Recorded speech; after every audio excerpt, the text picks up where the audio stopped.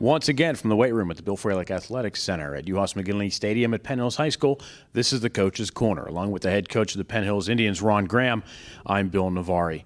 Ron, the only thing better than playing in Week 11 is playing in Week 12. You have that opportunity this week, but first, looking last week, a big win last week out at Upper St. Clair High School. The defense really came through for you. Yes, excellent defense, excellent game plan from the coordinator. The slowdown, their quarterback was pretty good, and they had excellent time with their receivers. So the young guys rose to the occasion and played good football. Ray Harris comes up with a big play. He's one of our stellar defensive guys, and obviously Aaron Donald turned in a real disruptive day at the front and harassed the quarterback and those running backs all day. Upper St. Clair's first drive, they kind of marched downfield in response to your touchdown. Maybe a case of nerves a little bit on the kids because there was a lot of missed tackles, things going on. But after that initial drive, the Indian defense just clamped down. They came up with the game-winning score there in the second quarter. Yes. But as a former defensive coordinator, you had to be grinning ear to ear on that sideline. Well, at first there was some hesitation and a little bit of hesitation of not wanting to make a mistake. And then you just encourage the guys. You got to play full, hard and go through what your calls, and they executed. We've been around a long time watching games, and we've seen things games where you think you have it in the bag, but then things start to unravel a little bit. We saw some plays last week, some dropped balls, a touched punt, which resulted in a fumble, a bogus, I can say that because, I'm not the coach, I will say questionable interference call against Walter Moultrie. Things just looked like they were all swinging towards Upper St. Clair, but again, it was the defense and Aaron Donald that really shut Upper St. Clair down at the end. Well, there were some momentum changes. That punt was one that, that affected us. Actually, move the momentum.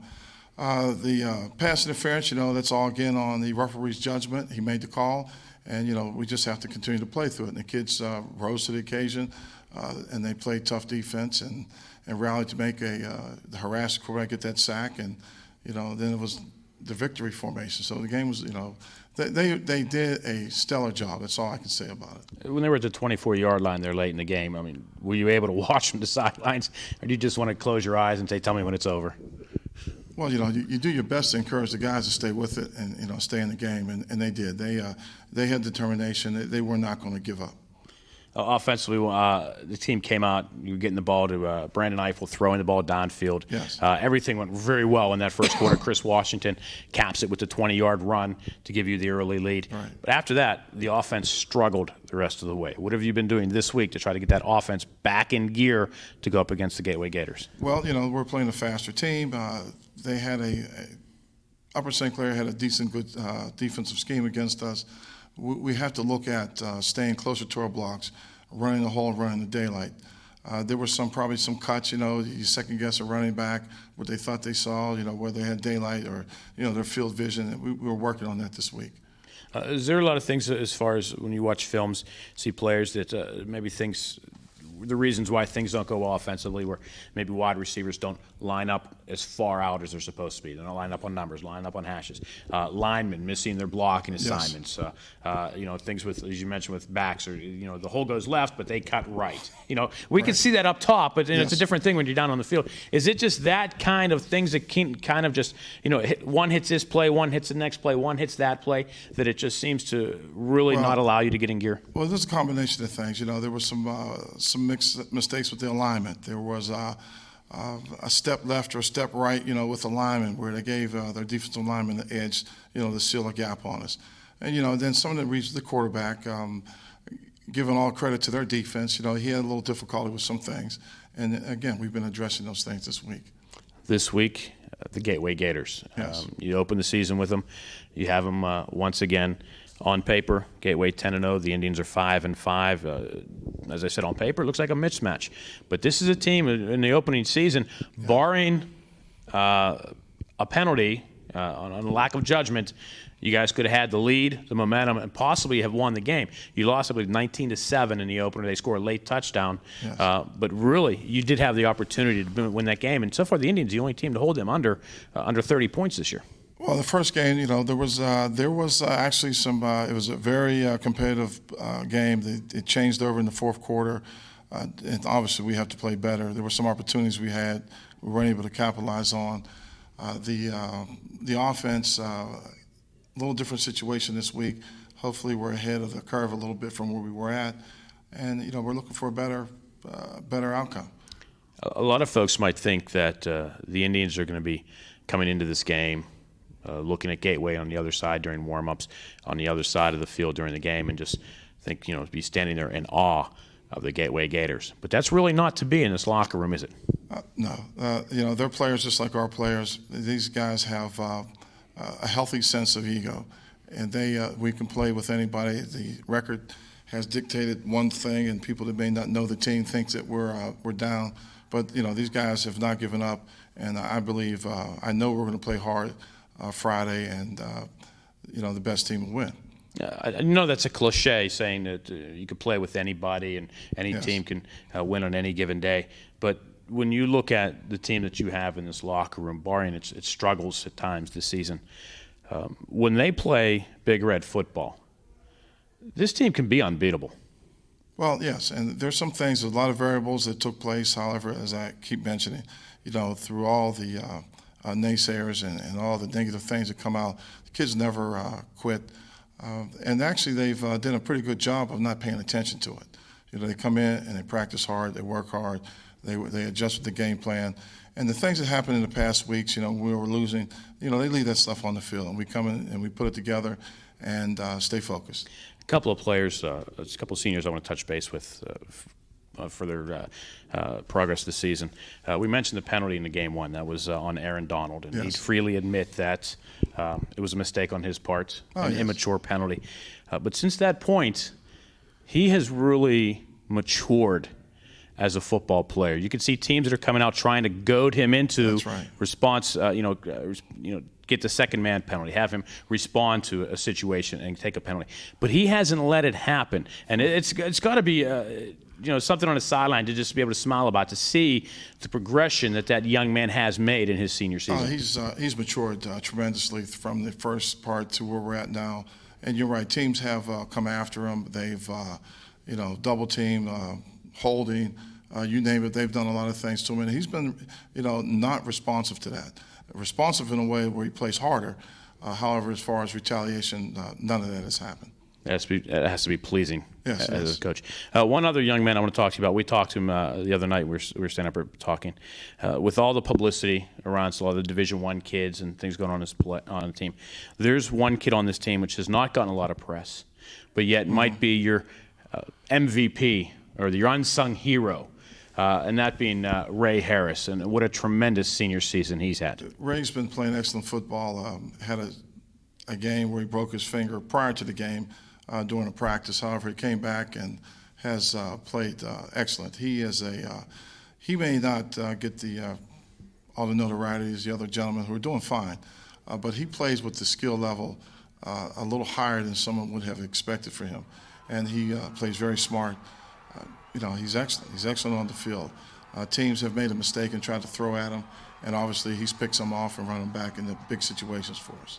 He says 2 offensive touchdowns, 2 defensive touchdowns. Yes. He had the game winner against Upper St. Clair. Yes. But as we were talking the other night, you said that he kind of suckered Upper St. Clair into making that throw out to him that he just waited for, picked it off, and away he went for 6. That's right. There was the way the coverage was set up with that, they were running the progression routes, flat, mid-range, and deep. And what we were doing was asking the corner to go mid-range and break on the short route because it was a timing route. So as soon as he came out of his break, he broke off on. He actually picked the ball off right before it hit the kid's hands. And was able to score. So it was heady. He studied film. He paid attention, and he made the play. And it's been wonderful to watch him play all season. Yes. And not only a good talent, good head on his shoulder, and a good kid. That's and right. if you're a recruiter, college recruiter, watching this, if you don't offer this kid something, you're a fool. That's right. And that's I'd really love to see Ray get something as well. But talking seniors of the week, you brought our last 4 Yes. for the season. We're going to do it in 2 sets of 2. So Okay. let's talk about our 4 seniors. We have Justin Robinson, who's a senior, and he's a linebacker, has played in the reserve position for us, and it's a tremendous help. When you have a team, you need team practice, and you need all those things.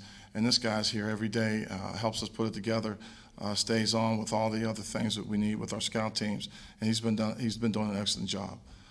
We have Charles Hill. Charles Hill came out this year. He's a defensive lineman, and he has filled in and practiced as well with us, and has helped maintain some intensity on the field because he gets our guys prepared. So there's a part of where they have this part of this participation and preparation. They may not get on the field during the game, but they're an integral part of what we're doing. Then we have Chris Wpial, who's a linebacker, special teams. Again, he plays, puts every day of hard work and practice with us, and he's played reserve position at linebacker for us. And then we have Nick Cyphers. Nick Cyphers, one of the young men that he's what the epitome of coming out for a team, staying on the team. He is a quarterback, a defensive back. Some things did not work well for him at quarterback. However, he did not give it up and quit.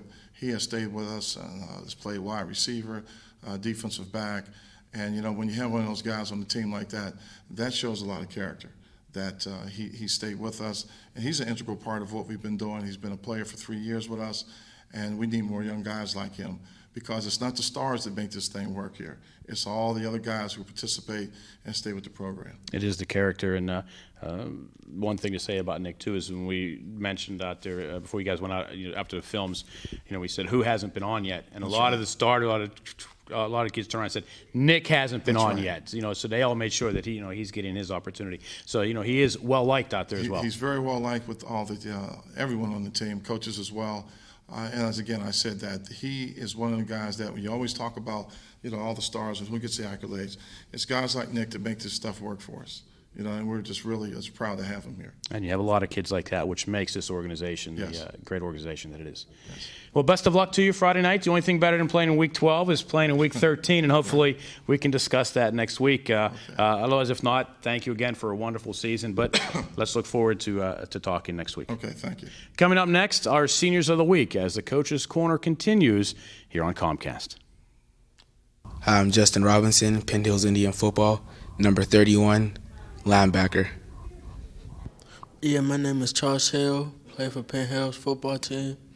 My number is 67, and I play kickoff return and D-tackle. Our first segment of the Seniors of the Week, Justin Robinson and Charles Hill of the 2009 Penn Hills Indians. Justin, let's start with you. You want to talk about your role on the team as an Indian?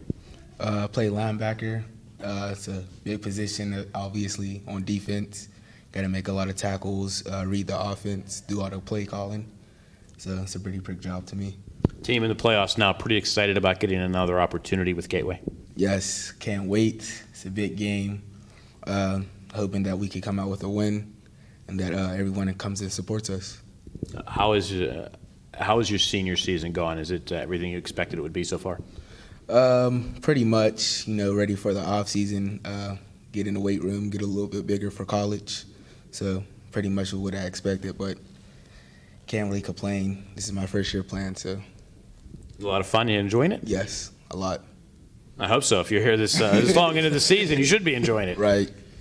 So. Well, wonderful. Good luck tomorrow night. We'll talk to you more in just a second. Charles Hill, playing on the defensive line. You want to talk about your role as a Big Red Indian? My part of playing defense is getting tackles, protecting the first down, and stopping them for fourth down and yards. Coach Graham talked about your efforts out there as part of the scout team and everything. He says you might not make it out during the game a lot, but yet your role on this team is important as you're out there helping the preparation, helping the team prepare for Friday night's game, and that really has to be a sense of pride on your part. Yeah, it's a big thing for me, and I like the team. Half of the coaches is fun to be around with. We may have our ups and downs, but we pull through, and I hope we make it this year. You're like one big family. Yeah. You have looking forward to an opportunity to take on Gateway once again? Yeah. The team played well the first week, kind of beat themselves in that game against Gateway. So you guys know that when you got to face them, that this is a team that you can beat. Yeah. If we pull through, we might beat them. We might have a chance to beat them. Well, just play your game. Play the game that you guys can play, and you'll do fine. What can we expect from you after you graduate? What are your plans for after graduation? I'm probably going to trade school, trying to see if I can make it through college, trade school to go to college. Any particular trade you'd like to? Business. If I can't make it to the NFL, I'll try to start a business. Oh, well, there you go. Business is the backbone of America. So, but best of luck to any business in anything in particular. Probably, I don't know. I had to think about it. Okay. As a future entrepreneur. Yeah. Well, very good. I hope you go out and you make millions. Just, remember, we have the Chuck Sanders weight room here. We can have the Charles Hill something. Go out and make tons of cash. But good luck to you. Thank Not only you. Friday night, but in everything you do in the future, and always stay part of the Big Red family. I always remember the football team. Very good. Justin, what are your plans for after graduation? After graduation, I plan on going to Youngstown State or IUP to play football. So those are my two options and my two top schools. Yeah, a Penguin or a what is IUP Crimson now? Hawk. Crimson. I'm an IUP grad. I'm still bitter over the name change. But it is the Crimson Hawk. What did you say you wanted to study? I want to do forensic science. Like to be a coroner or something like that, or just an investigator? I like CSI, so kind of be a field agent maybe, or maybe in the corners. Well, very, very good. Best of luck to you in that. How is this team looking as far? You guys, if you think you beat Gateway Friday night, what do you think this mood is going to be in this locker room going into next week? Stay focused. Don't get ahead of yourself. Stay humble, and just work as a team. Don't little plays bring your hope down, and just we can win and stick through it, basically. One play at a time. Well, thanks for talking with us. Best of luck. Thank you. Not only tomorrow night, but in what you guys do after graduation. And as I mentioned to Charles, always stay part of the Penn Hills Big Red family. Always. Our seniors of the week, part one, Charles Hill and Justin Robinson. Stay tuned. 2 more seniors of the week coming your way. It's coming up next. Hi, my name's Chris Wpial. I'm number 28. I play linebacker for the Penn Hills Indians. I'm Nick Cyphers, number 12, wide receiver for the Penn Hills Indians. Our final 2 seniors of the week, Chris Fluellen and Nick Cyphers of the 2009 Penn Hills Indians. Gentlemen, I'm sure that you'd want to say you're saving the best for last, so we'll go with that one. Chris, let's start with you. The Indians have an opportunity for a little revenge against the Gateway Gators tomorrow night. How's the team's attitude going into it? Team's attitude is pretty hard. We want to go out there and win because the past couple of years they have been beating us. And we just want to go out and win and not let this be the last game of our season. We started off with them. We want to don't want to end with them. We want to go out with a win. Watching the films tonight, you saw how you guys basically beat yourselves against Gateway in week 1. If you guys go out, make the corrections you need to, play Indian football, really you guys have the attitude that you can play with anybody. Yeah, I think that we do have the attitude to play with anybody because we work hard every week and we hit hard every week. And I think that our defense is good, and we're going to step up on offense and come away with the win on Friday. Tell the folks at home about your role on this team. My role on this team, I'm basically a special teams guy. I do punt return, and kick return. I did kickoff, but I messed up a little bit, so I had to switch off of that. I get on there sometimes, but my main role is special teams, and sometimes I'll get some linebacker. I'm calling your name out there, linebacker. I've seen you do a nice job. But, you have to enjoy those opportunities getting out on the field like that. Yeah, like when we played Fox Chapel, I did pretty good, but I could do better. But as the year went on, I did better in my tackling and stuff. That's good as long as you're improving. Nick, I know as a senior as well that you would love to have the opportunity to beat Gateway before you graduate, and I'm sure that's what the attitude in this locker room is this week. Oh, yeah, no, we never really, ever since I was up here in 10th grade, we never beat them. I remember my freshman year, we beat them in the regular season and kicked them out of the playoffs. That was pretty nice to watch. It was on TV and everything. So as I mentioned to Chris, watching the films from week 1, you guys some breakdowns on some things, but yet you really had an opportunity to beat this team, knowing that going into this week as far as making the corrections and playing Indian football that you guys know that you can beat Gateway if you do that. Yeah, I mean, we had them in the fourth quarter last game. We were down by 6. We could have easily won that game. Just down by 6 in the fourth quarter, and you had a touchdown called back. Yeah. So you could, you should really have had the lead. Shifted when that happened. Yeah. Yep. But you switched from quarterback to wide receiver this year. How was that transition for you, and does it help at wide receiver knowing that you played quarterback, knowing what the quarterback's looking for? Yeah, I know what the quarterback's thinking, how to run the routes and everything, and I know the plays. I know what the receivers have to do and what the quarterback's thinking at all times. What do you guys, what do you think you're going to have to do to be able to win tomorrow?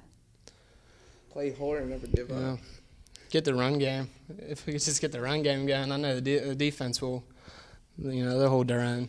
Do you guys kind of have the attitude that if the offense gets in gear, that this team is unstoppable? Yeah, defense they'll just feed off of that, and it's nice to see them playing. That's a good call. Keep the Gateway's offense off the field, and if the Indian defense can score again, as it has several times this season, certainly that has to help your offense and take the momentum, any kind of momentum away from the other sideline and throw it all on your guys. Yeah. I don't know. What can we expect from you after you graduate? I'm probably just gonna go to community college for 2 years and then just transfer out and just go to a nicer college. And I'm still not sure what I really want to major in yet, but hopefully I'll figure that out. Well, just in that case, just get all the credits you can. Yeah. Make sure with your community college doing that. Absolutely, get all those ones in and make sure you check on the ones that can be transferred. Yeah. You do that, and then once you transfer to a 4-year school, you get a lot of that in. I mean, you're way ahead of the game, and it really is advantageous to do that. Yeah, it'll be interesting, I guess. That's what I did. A word of experience. But best of luck to you. Hopefully, in the next couple of years, you can, figure out what you want to do. I'm 45. I don't really know what I want to do yet either. But that's another story. No, but good luck to you, and always stay part of the Penn Hills family, and always make sure that you always come back and visit. Chris, what are your plans for after graduation? Well, I actually have 2 plans. I don't know right now. I might do community college, or I might go to Cal for criminal justice, because I do want to be in that workforce. I want to do a policeman, or if that doesn't work out, I might do the postal service, because my parents do that, and they make a good amount of money for it. So I think that would be fun doing that, just to start off and get off my feet right out of high school. Well, there you go. Best of luck to you. And as I mentioned to Nick, make sure you're never a stranger around here and always stay part of the Penn Hills family. I will. Our seniors of the week, our final 2, Chris Fluellen and Nick Cyphers of the 2009 Penn Hills Indians. Coming up next, the WPIAL playoff quarterfinals, the Penn Hills Indians and the Gateway Gators from Norwin High School. And it's coming your way next here on Comcast. From Norwin High School, it's WPIAL quarterfinal action. It's the Penn Hills Indians and the Gateway Gators. A very pleasant Friday evening to you. I'm Bill Navari, along with my broadcast partner again this week, Keith Banks. And tonight, the 5-5 Indians take on the 10-0 Gateway Gators in a rematch of the season opener, in which the Indians lost to the Gators by a score of 19-7. The Gateway Gators, winners of the Quad A Foothills Conference, again with a record of 10-0, come into this game by beating Plum last week by a score of 49-0. The Indians here by way of beating the Upper St. Clair Panthers by a score of 14-7. The Gateway Gators will get the ball first tonight. They will receive. They are decked out in all black from head to toe. The Indians gold helmets, white jerseys, gold pants with the red socks. The Indians moving left to right. The Gators obviously then right to left. And Keith, the big thing tonight is the Indians need to shut down quarterback Robbie Kalstein. Absolutely. Their defense, Penn Hills defense, didn't play that bad the first time they met first game of the season. Remember, Aaron Donald had the 2 very unfortunate penalties that called back Mike Jackson's fumble return. But and which would have given the Indians the lead and the momentum in the game. Absolutely. They lost, I believe it was 19-7 that game. And they trailed 6-0 at the half. They would have been up 7-0 at that point. And it could have been a big game. It was 13-7 Gators in the fourth quarter. The Gators scored on a late touchdown run by Orny Bay to make it 19-7. Now, the fact, as far as you mentioned, Indian defense, that is the only time this season that the Gateway Gators were held to less than 35 points. The only time this season the Indians or the Gateway Gators scored less than 35 points was when they took on the Penn Hills Indians. And the Indians are excited. They said they wanted to have the defense out there first. Gateway won the toss. They elected to receive, and the Indian defense will get out there. And Aaron Donald knows that he needs to be the man out there to get the pressure on Kalstein. But also the Indians need to play a disciplined defense to shut down the running attack of Orny Bay et al. And it's an onside kick. And the Gateway Gators recovered. It looked like the Indians almost had a chance for it. I think it was Ray Harris, but the ball was, he was unable to come up with it. And the Gators get it at the 39-yard line. And why not? Gutsy call. I mean, this is a different, seems like a different coaching staff that we saw the Woodland Hills game, where they didn't want to take any chances. Look at them now. That's a big gutsy call right off the bat. But the Gators have great field position at the 39-yard line, and the Indians defense will take over. Again, the Gators led by quarterback Robbie Kalstein, who comes out in an empty set. He has Armstead Williams to his right in the slot. In motion, that will be Dondy Kirby Jr., and it'll be the end around to Kirby, and Kirby will have a first down just like that for the Gators. He'll get in Penn Hills territory to the 47-yard line, a pickup of 14. And one play, one first down for the Gateway Gators. Not the way they want to start it off, but got to do a little better tackling and getting off those blocks. Now the I formation behind Kalstein. That's Orny Bay deep. Coming to motion to the near side is Kirby. And look for the swing pass to Bay. No, he's going to throw downfield. He had room in the pocket. There is a penalty flag. Missed tackle will give big yardage to the Gateway Gators. Armstead Williams to the 19-yard line. We're going to have to check the penalty flag. It looks like this one's coming back against the Gateway Gators, because Kalstein's staying back in midfield. And the Gators are coming back slowly. And it looks like I think they had two men in motion at the same time. That's the call. Lucky break. Good break. Now we'll see what the Indians can do with it. Getting the opportunity defensively to be a 1st and 15 for the Gators.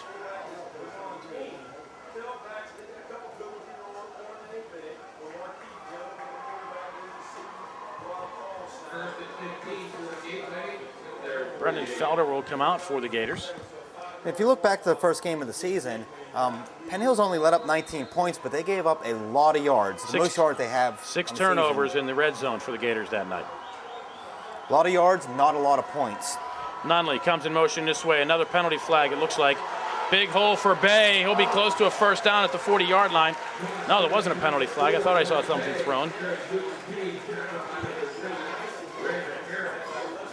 12 yards on a 1st and 15 for Bay.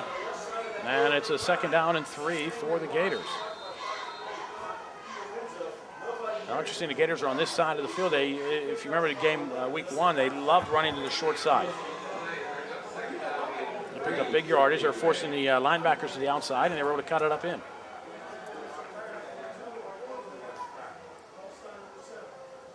Casey in front. It's going to be Bay, wrapped up by Aaron Donald after a short pickup. Aaron losing his lid on that one. Called a pickup of 2. It'll be 3rd and a yard.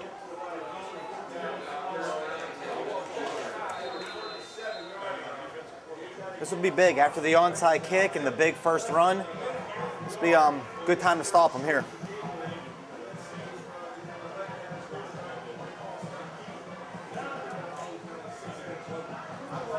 Kalstein does like to keep it himself.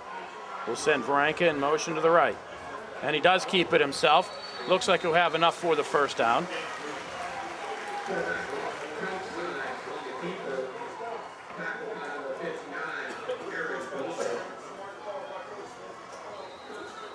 Oh, they're going to bring out, they already gave it in the first down.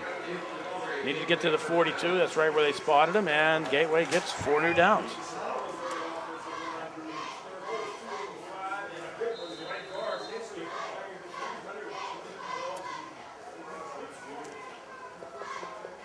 Trips to the right for Kalstein. Looks that way. Wide receiver screen. Has the man to pass. Nobody was there. Coming up with it. It looks like it was Armstead Williams.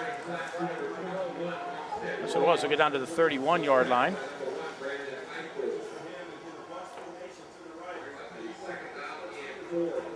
Picks up 6 from the 37.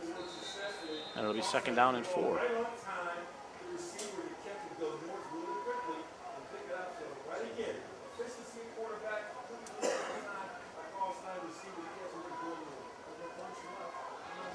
Nunley comes in motion this way. It'll be tossed to Bay, looking short side, looking for somewhere to go. The Indians close it quickly, and this time they do wrap him up and will drop him for a loss. Back at the 39-yard line, it'll be a loss of 8 for Bay. Donald with a nice tackle, and Gateway looking at a 3rd and long now, and it's just the kind of situation you want to have Gateway get into. You know, Donald's going to get credit for that tackle, but there were 4 Indians on him. I'll tell you what, you look how the Indians played their lanes. You had Moultrie and a host of other Indians on this side. You had Airgood. Also coming in was Miles Davis. And no one overcommitted. They all just kind of boxed him in.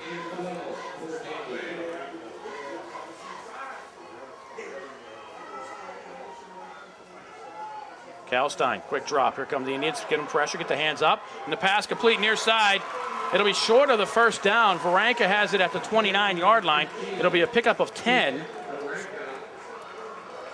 And Gateway will have a 4th and about 2. And obviously they'll keep the offense on the field. And again, watch for Kalstein and the keeper.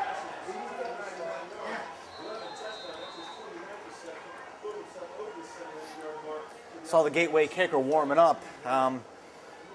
He was kicking from about the 30 and just barely hitting the crossbar. So this is definitely way out of his field goal range. I formation. Haynes is in front of Bay. And did the Indians jump off sides? Yes, they did. Easy 1st down there.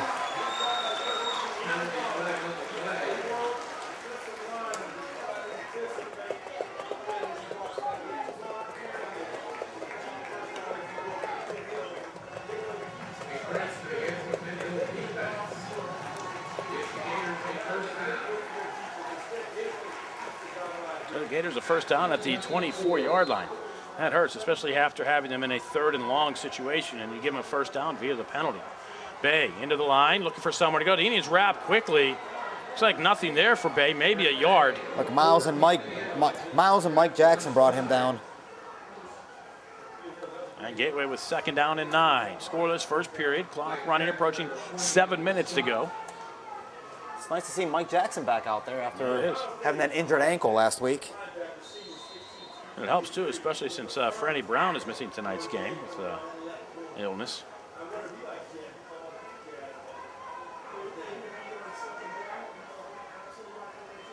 Kalstein, play action, rolls to his right, looks, lost, throws off his back foot, has a man wide open, and he drops the ball. That was ready to call touchdown for Gateway, Armstead Williams.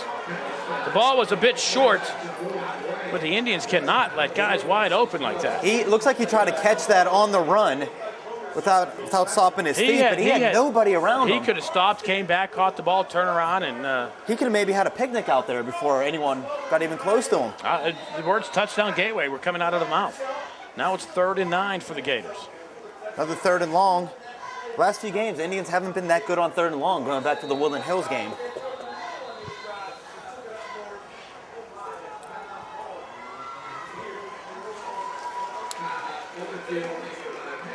And there's a timeout on the field. 6:40 to go. 1st period, we are scoreless. Penn Hills Gateway. You are watching Indians football on Comcast.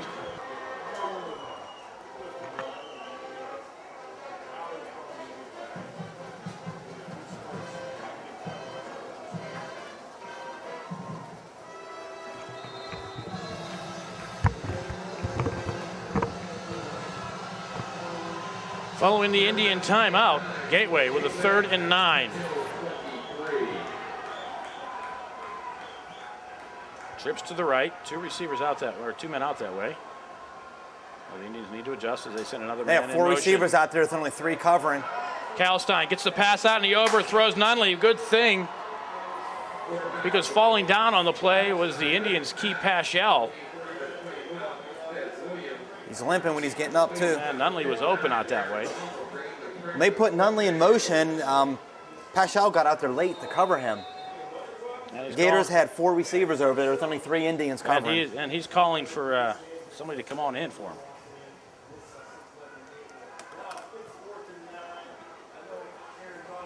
And coming in on 4th and 9. It's Taylor Adams.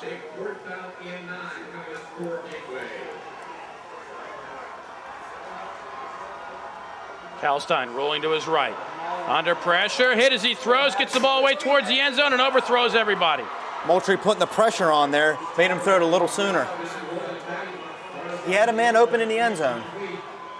So the Indians will take over with 6:28 to go here in the opening period at their own 23-yard line, so it remains scoreless. Just like we saw in the first game, we have that bend but don't break defense against the Gators. 11-play drive for the Gators. They come up empty, use 5.5 minutes of clock. Now the Indian offense, see what they can do. Ray Harris splits to the left. That seemed like such a long drive, but it's only a total of 33 yards. Sorry, Christian 43 split yards. this way. And the Indians are going to lose 5 before they even get started.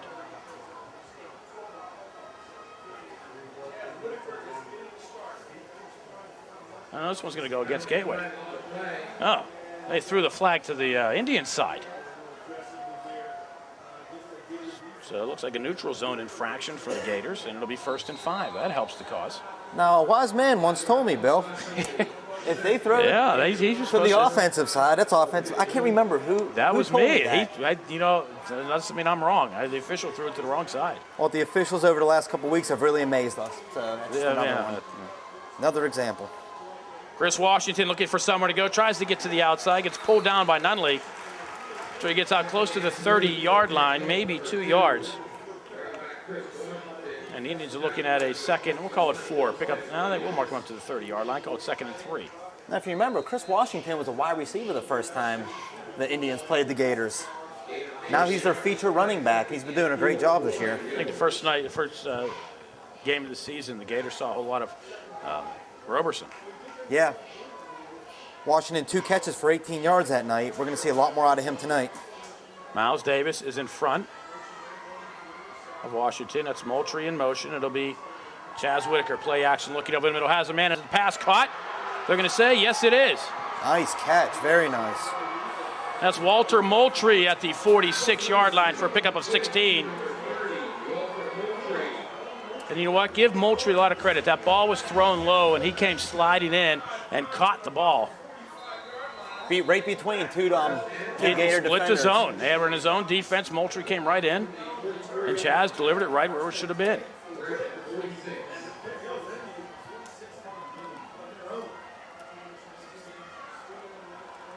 Gators almost jump again. Miles Davis with a big hole. Miles Davis will have a first down for the Indians at the 40-yard line. 14-yard pickup for Miles.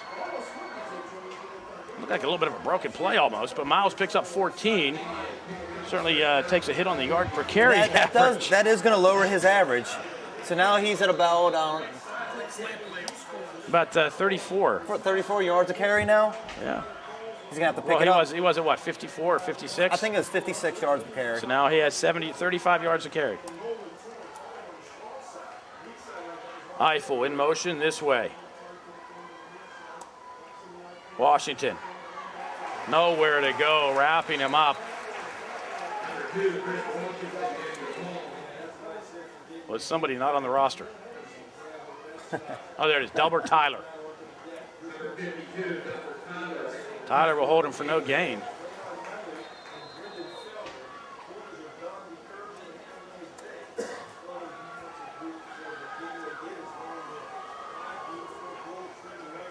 You know, the first game against Gateway, that's one of Whitaker's better performances of the year. Well, they're going to need that again tonight.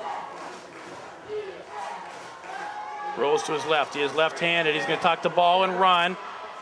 We'll get about 4 yards, does Whitaker, so they'll be looking at a 3rd and about 6. Does a nice job to get some positive yardage. And that's what the Indian coaches want.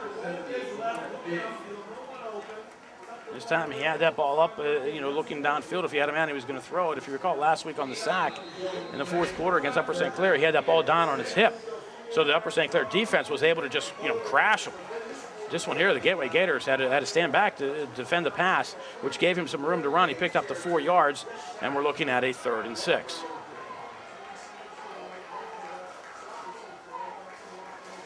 Pass this way, Corey Jones, and he just sees a host of Gators. That one will actually lose a yard on the wide receiver screen. The problem with that was he had absolutely no blockers. I was going to say, if you're going to do that, you need some people in front You of you. need someone blocking for you, and he had nobody.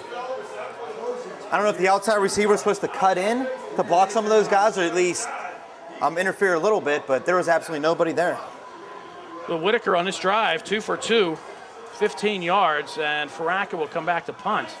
As I mentioned, first game of the season, Whitaker is 15 for 19, one of his more efficient games. And Faraka hits this one inside the 5-yard line. Was that Ray They're Harris? going to mark again? him out at the 2-yard line. Who hit that? Was Ray that Harris, the unsung hero on that defense. It hit him at the 2-yard line and went out of bounds. If you saw, he threw his hand out real quick to make sure the official knew that that was still in bounds. So Gateway will be pinned back. Where are they going to mark him, at the 2 or the 3? That's about at the 2.5-yard line. We'll call it the 2. That was a great play by Ray Harris. So Talked Gateway, him up last year. I don't know if he can be unsung after how much we talked about him last game. no, and I made a challenge on the Coach's Corner this week, Coach's Show. Those of you watching, I looked right in the camera and said, any recruiters who've not offered this kid something, you're a fool. Orny Bay looking for somewhere to go, tries to get outside, cuts it back in. The Indians do a nice job of just letting him pick up about 5, maybe 6 yards. It may sound weird to say a nice job of picking up 6, but the way he was darting in and out, that could have been a long way for a runner like Orny Bay. He might have ran about 15 yards just to gain 6. And it'll be 2nd down and 4. Actually, well, if you look at the stick on the far side, where do they have to get to? They have to get to the 13-yard line. So down was the 3, so it's a 5-yard pickup. It'll be 2nd and 5, and Bay again will get about 3 of them. Mike Jackson put a nice lick on him to take him to the ground. Wasn't even really a tackle, just kind of knocked him down. So it'll be 3rd and about a yard. So he picks up 4 yards. And Well, again, we've seen it a you couple times got to already. watch. This is where you got to watch Calstein on the keeper. Clock running under 2 minutes. We're at 1:55. Penn Hills defense has to be disciplined here too, not to give him a free first down. Watch the hard snap count. I think Aaron Donald will probably remember this from last one. Twins off to the left. I formation. First man through, and Miles Davis will stand him up, and I don't think he's going to get it. That Looks extra like he's push going at the to end, get a gift spot. He got a nice spot. He got a nice push at the end. And they're going to give him the first down.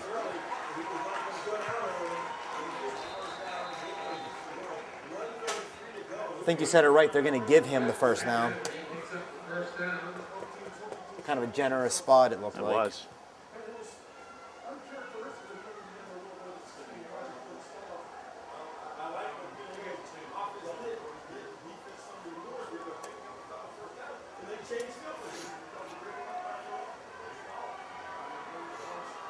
Bay with a toss to the right side again. The Indians string it out and will drop him for loss. Mike Jackson will wrap him up at the 10-yard line for a loss of 4.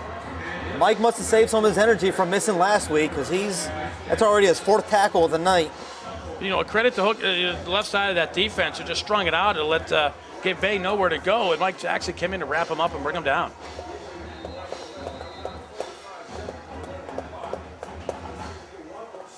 Trying to keep along to the beat here. Not very musically inclined.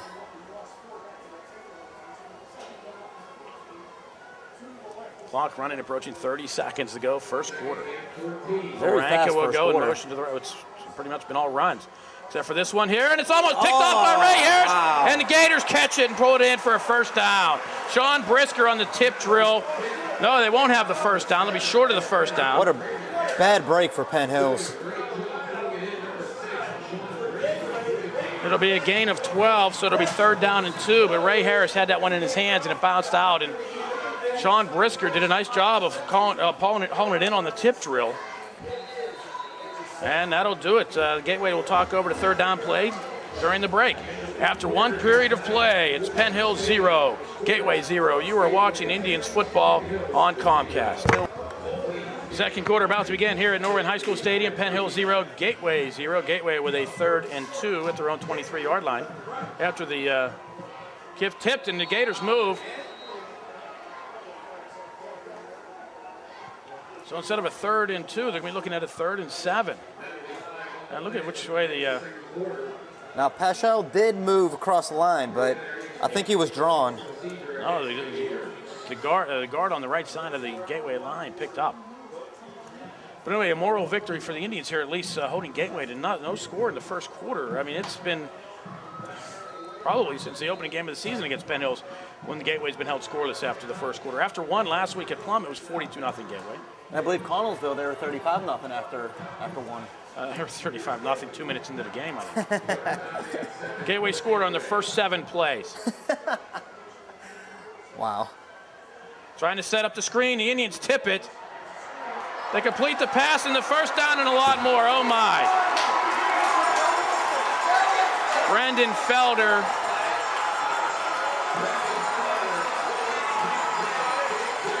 Will go the 72 yards.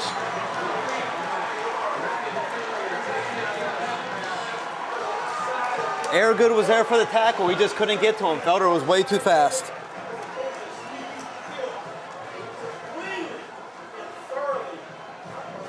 The way he went, Miles Davis was blocked out nicely. That Felder kid's quick.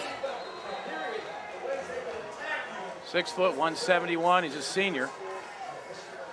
And the touchdown coming with 11:46 to go here in the half. And the kick is up and good. 11:46 to go. Gateway 7, Penn Hills nothing. You're watching Indians football on Comcast.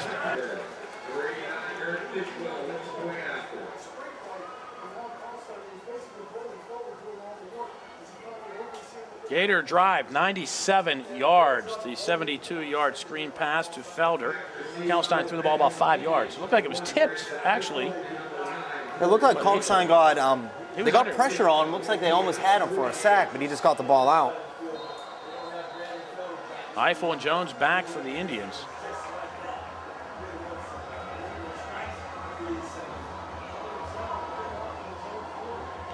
Kicking towards Jones, pulls it in at the 5-yard line, looking for somewhere to go. And Jones will be knocked out of bounds at the 26-yard line.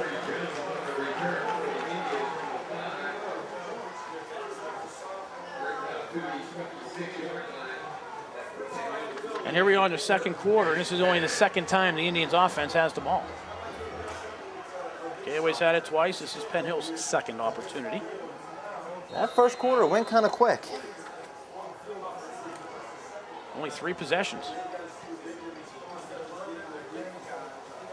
Gateway chewed up 5.5 minutes with their drive. The Indians 3.5 minutes with theirs.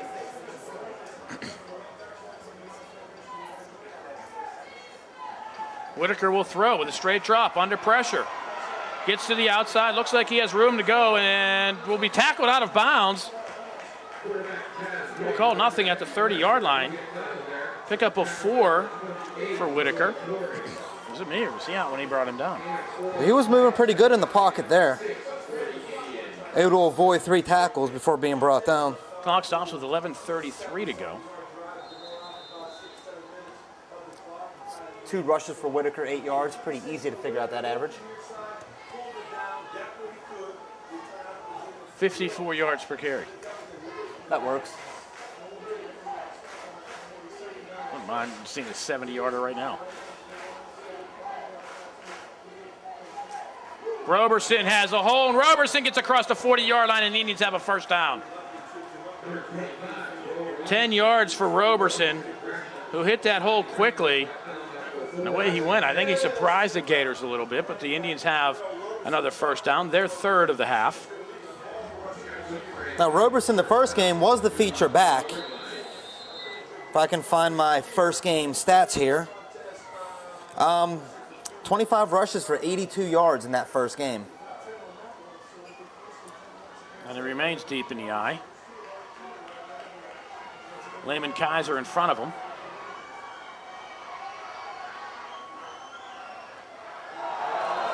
And Whitaker pulled out too soon. He's been tipping. He's been coming up like too Brett quickly. Allen actually jumped on the end there. But he came up and pulled out from center without the ball.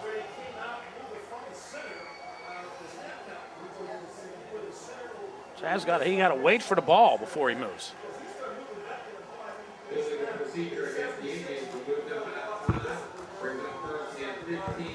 So it'll be 1st and 15 for the Indians. I believe their first penalty, no, their second penalty. Second penalty, yeah.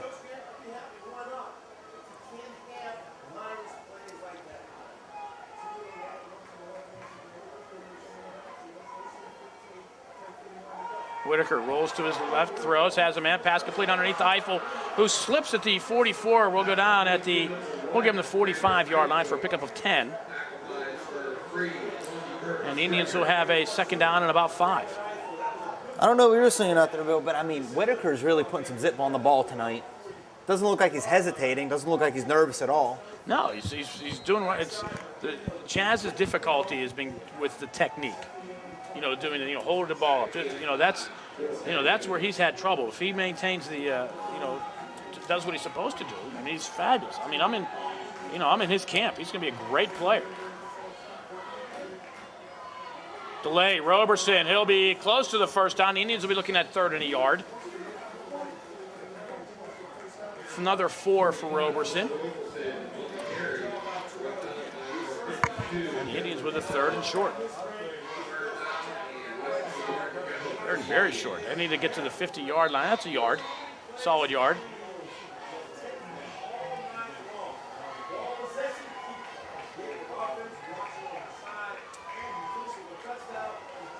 Harris and Christian split this way. Roberson deep in the eye. And it'll be Roberson. We're going to see where they get him the spot. Looks like he got to the 50. See if they get a generous spot. That's going to be really close. They're going to have to bring out the chains for that one. They will bring out the sticks. Goodness gracious. They're going to be about an inch short.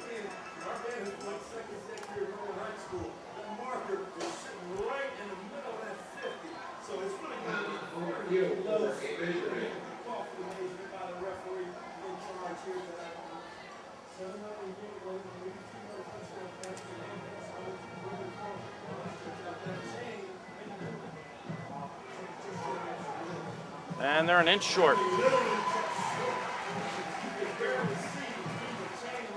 I don't know. I saw him parallel to the 50. I saw him right above the 50-yard line.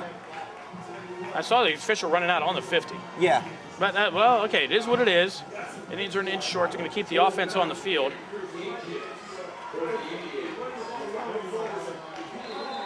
Figure if you punt from here, how many yards are you actually going to change? No. 10, 15 maybe?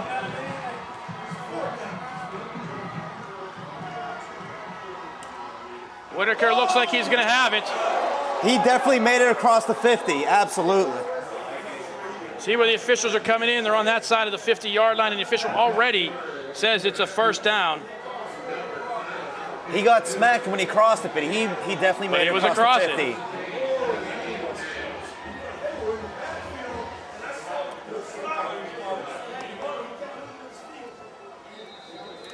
That was it. Whitaker got the ball, and they went into a pile. He got that initial surge and just kept driving. He needed an inch. He got 4. 4 inches. Yeah. But, the 4 inches give him a yard. It literally went half the distance of the ball, if you can see where the ball is right now. The nose was at the 50, now half the ball is at the 50. Whitaker rolling this way, running for his life. They're going to mark him down on a sack at the 45-yard line. It's one thing we've seen out of Whitaker. He's not getting rid of the ball when he has no other options. Well, he tried to there, but he did it late.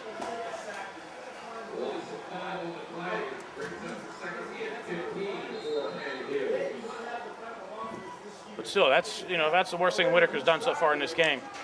I mean, so far he is perfect. 3 for 3 for 25 yards. Knock on, what is this? MDF particle board, laminate kind of stuff. Is there any wood in it? Probably at some point, at some level. Washington to the slot on the left side.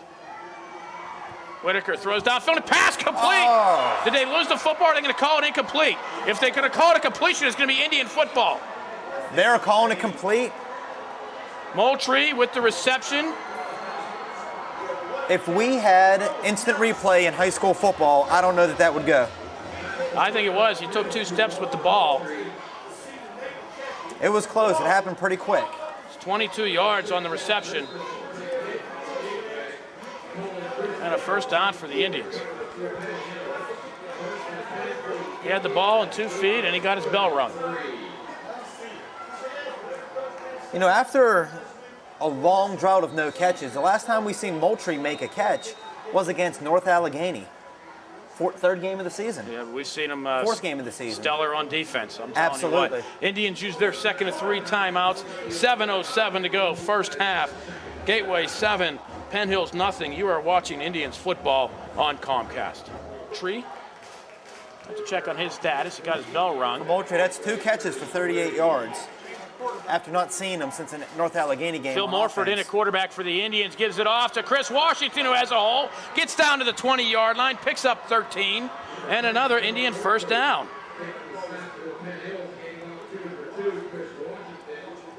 Indians 6 first downs in the half to Gateway's 5.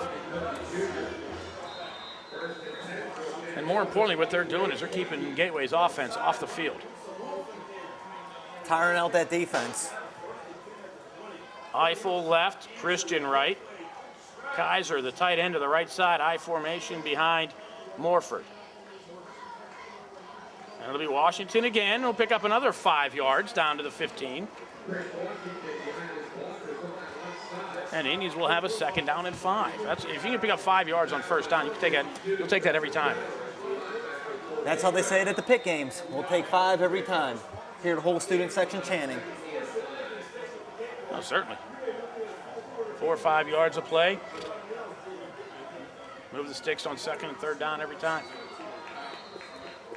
The second and short, third and short plays. And the Indians use their final timeout. Coming with 5:53 to go.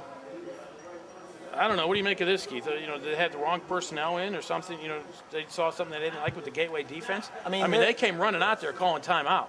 Yeah, and the play clock. I mean, the play clock wasn't down that low to where they couldn't make adjustments, but it seemed like there was something they saw that they didn't like on the Gators defense. Just broke the radiator at our feet. As you're breaking the press box here. It's not screwed on or anything. The cover to the radiator. Nice press box here at Norwin. They need to have windows that open. And Norwin, world famous for their concession stands. Just a phenomenal concession stand down there. It's a beautiful facility. Like I said, the only drawback is that these large windows in front of us do not open. Beautiful night, too. Oh, great night for football. Please, middle of November, we can go without jackets? Come on. I mean, last week we were freezing. This week it's beautiful. Miles Davis is in front of Chris Washington. Keep your eye on Miles. Whitaker back in at quarterback. And it'll be Davis following the block of, Washington following the block of Davis down to the 10-yard line. Like it'll be first and goal Indians.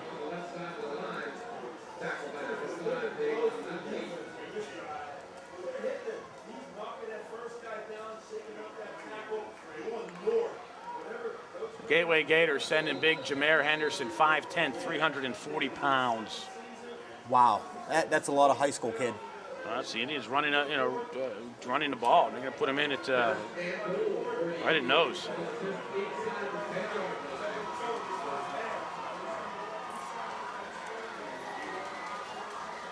Washington again with a hold down to the 5-yard line. Another 5 for Washington. That's 3 straight 5-yard rushes for the Wiz. If you go back the last 4 rushes for Washington, it's 13, 5, 5, and 5. That is, isn't it?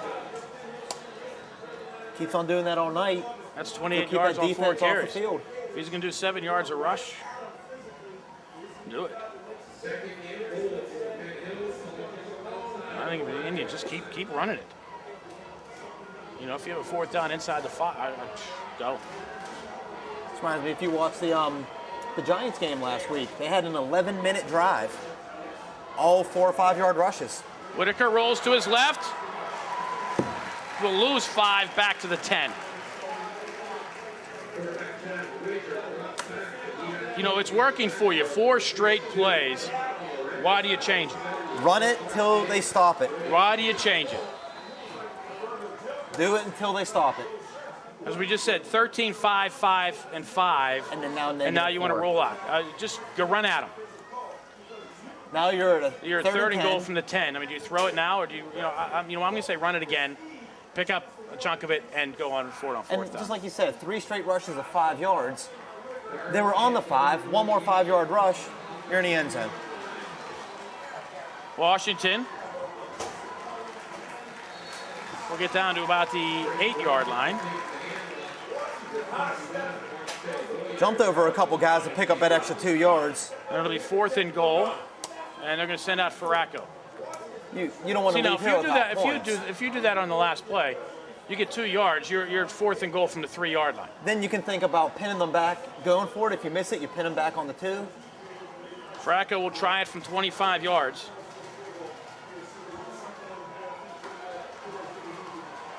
Cerro to snap, Eiffel to hold. High snap. Farraco gets the kick up, and he gets a kick through. Good. The Indians do come away with some points. From this angle, we couldn't tell. We weren't sure. 3:13 to go, first half. Gateway 7, Penn Hills 3.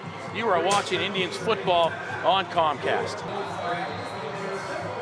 Indian drive, 14 plays. Farraco will squib it. Picked up at the 18-yard line. And there goes Gateway. What are they calling here? Out to the 40. He went down apparently somewhere. Frustrating finish to that last drive for the Indians. Second and goal at the 5, and they end up having to settle for a 25-yard field goal. Actually 15 plays.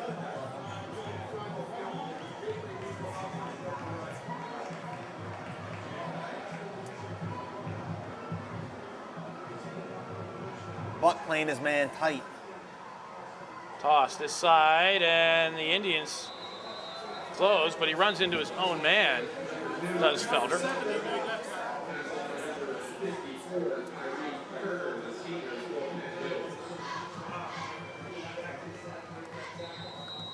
So Felder gets a yard, but he ran into Omar Finn, 6'3", 270. I got a brand new pen that just ran out of ink.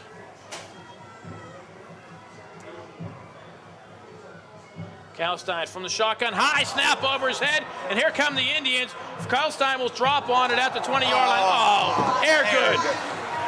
Foolish play.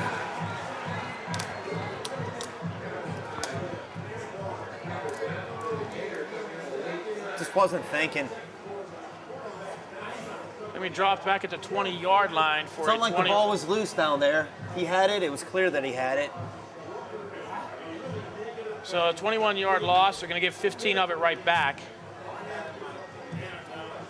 And he's heading to the sideline.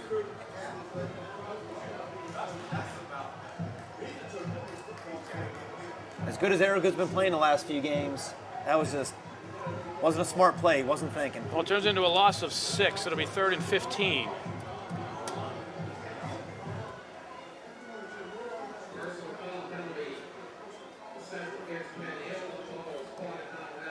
They have the stick on the far side at 2. It should, there you go. Now they change it to 3.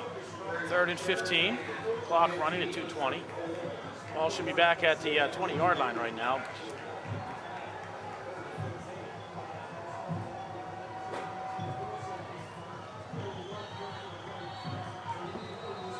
And a penalty flag to throw in Gateway's way.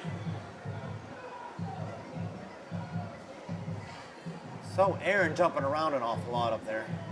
So Airgood comes back in after he got his. I'm sure the coaches had a nice talk with him. I'll give you a stern talking to you. A few seconds. Likes an Airgood. He's intense. Plays with emotion. You saw it there. Yeah. Now in the NFL, that's a good play. Yeah. Oh, yeah, because you can get up and go, but he's down. At this level, they're down. Right. Same thing with college.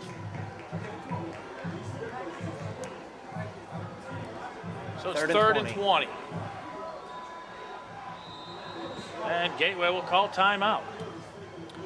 1:44 to go, first half. Gateway 7, Penn Hills 3. You are watching Indians football. They're on Comcast. Back on the field on a big 3rd and 30 play. Indians no timeouts left. So Gateway, I think, if you're Gateway, 3rd and 30, why try to throw something on, get a turnover? Run the ball. Penn Hills doesn't have any timeouts left. You run the clock down under a minute and you kick it away. Miles coming on the blitz. Aaron loses his helmet. Launching one downfield, and the pass is caught by the Gators for a first down. Varanka beat Eiffel at the 40-yard line, comes down at the 37, the 38. Eiffel looked like he was there. He might have jumped just a little too early to try to bat that one down. 32 yards on the reception to Varanka. That's a first down. Now the Indians want to get out of here now without giving up any more points. Absolutely. They were thinking about getting the ball back a few seconds ago. Now they just want to get out of here without giving up any more. Defense has to stiffen up. That's the second time Aaron Donald has lost his helmet. Miles Davis again on the blitz. Kalstein gets the pass away, throws it away. Smart play. He had 2 Indians bearing down, ready to put it on. Absolutely. It'll be 2nd and 10. 1:17 remain on the clock. Expect one to go to the end zone. I mean, Kalstein can throw. I mean, you got to take a shot at the end zone here. You do have 2 timeouts left. In the last pass, 32-yard pass. This would be the play to do, I think, here, throw something downfield. Indians get the ball to start half number 2.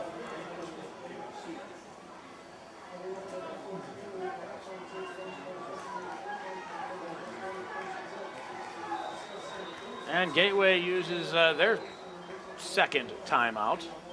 Now, they took an awful long time to even get out to the line there. And then they called a timeout. Well, I mean, the clock wasn't running, so they didn't, weren't wasting any clock. With the throwaway by Kalstein, the clock remains at 1:17. But you're looking at a 2nd down and 10. Again, I mean, you're at the 37-yard line. Kalstein could throw. This would be the play. I think you would try to launch one downfield, and then the next one, you try to get the first down and get yourself into, some sort of field goal range. I mean, you have 2 downs. Even if you pick up half of it on 3rd down, you could go for it on 4th down because you're too far for a field goal, too close for a punt. I mean, so you turn the ball over under a minute with. It's 1:17 left, and you turn it over. Deep in Penn Hills territory. Penn Hills has no timeouts. Trying to come back up the field. I mean, they really don't have much to lose at this point. Kalstein with a big first half passing yardage-wise. That's because of the 72-yard screen pass for a touchdown to Felder. He's 132 yards on the night right now. So it's with 2 passes, a 72-yarder and a 32-yarder. So 104 of it right there. A lot of those are short passes that just went for a lot of yak. Kalstein. Indians thought they were setting up the screen. He was out of bounds anyway. Even if he would have caught that, he was out of bounds for her. I think Colin Christian knew it. He pulled up on the play. But you know what? You got to stay with him because if the official doesn't see it, doesn't make the call, you can turn and say, hey, he ran out of bounds, and the official, I didn't see it. You didn't see the official throw his hat like they normally would for a player out of bounds. No, he was clearly out of bounds, and he wasn't allowed to be the man to touch the ball. But you know what, though? Gateway went for the end zone there on that play, and now they're looking at a 3rd down here. Now you want to try to get into field goal range. No, like I said, they got 4 down territory. Penalty flag comes in and a pass too high for Varanka. He had room underneath. It would have been a first down if the pass was low. But there's a penalty flag. It looks like it's probably holding against Gateway. I think if you're the Indians, you decline it. You bring up 4th down. That'd be 4th down and 10. Well, you know what? Or do you want to give him 3rd and 20? I'd give him 3rd and 20. Even though the Indians given up 2 big 3rd down passes tonight, 3rd down plays. Pizza is in the house, you march them back, I think. No, the Indians decline. Yeah, look where it is. Where'd it go? It's probably up with the Gateway fans sitting up behind. That's exactly where it went. Yeah, the pizza flew by us. We got a good smell. Maybe I'll just have a hot dog. I'd like to know how up in the press box you have a Gateway rooting section. Maybe they'll leave us a crust. Please. Some cheese. 4th down for the Gators. They need to get to the Indian 28-yard line. Indians show blitz. Gateway does a nice job to pick it up, launching one down the sideline. A pass complete. Touchdown, Gateway Gators. Burned like toast, Keith Paschal. Oh, my. He just couldn't keep up with them. Looks like Paschal lost them.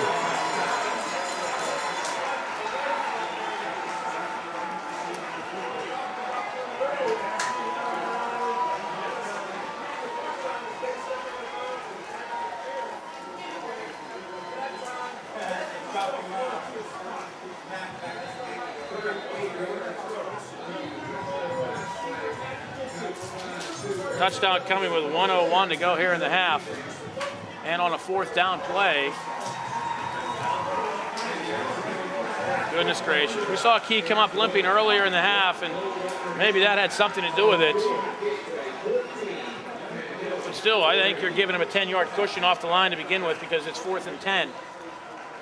And Felder just burnt right by him, and Indians were unable to get to Kalstein again. And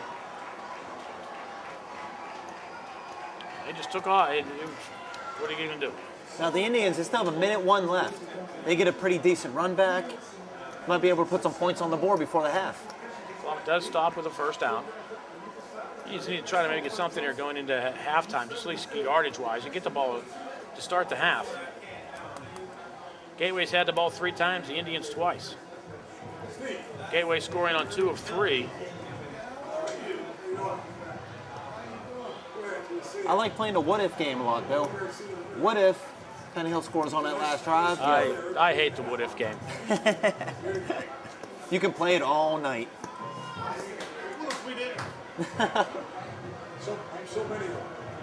What if Peterman, Mr. Peterman, never asked me to do the stats? Then I would be home right now. I'd much rather be here. You should. Gateway, this one. Eiffel at the 6-yard line. Eiffel looking for somewhere to go, brought down by the ankles. Tackle. Coming up from behind, Dayon Nunley. And the Indians at the 21-yard line with 56.3 seconds to go. Eiffel looked like he was trying to be patient and wait for something to develop, but he just came around the corner and got him from the side.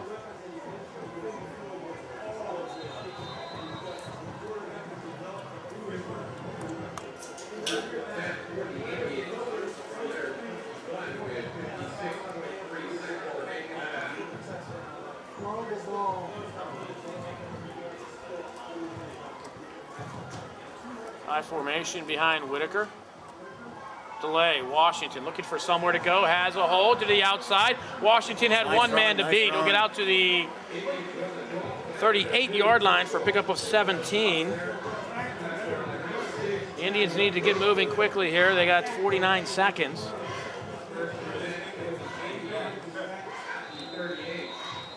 Nice play call, but if they keep going with this, they're going to run out of time. Now under 40 seconds. The Indians need to move with a little more alacrity. Whitaker will throw this time. Looking downfield, runs to his right. Has some room, needs to get out of bounds, and does. He fought to get away from that tackle just so he could get out of bounds. Up to the 43-yard line for a pickup of 5.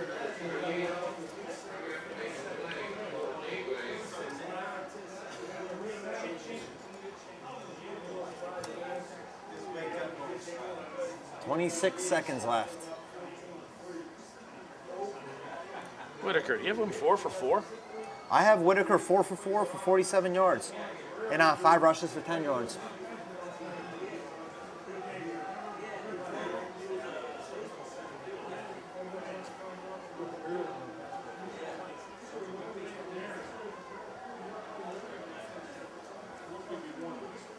Now with the hold up here, it's 26.9 seconds are on the clock. And the play took 14 seconds. Seems like an awfully long 5-yard run.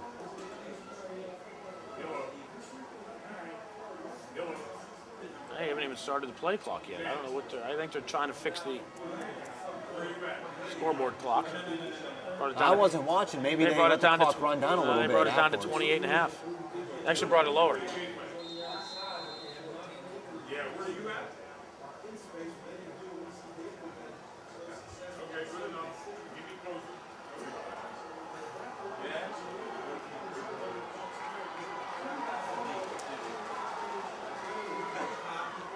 Indians on the ground again, nothing doing there. Corey Jones with the run. I mean, 2nd down and 5. No gain. And I think the Indians are going to let the clock run out without even trying to throw one downfield. You got to try something here. You can get a pass interference call. Goes underneath to Jones, who drops it with 3.5 seconds left.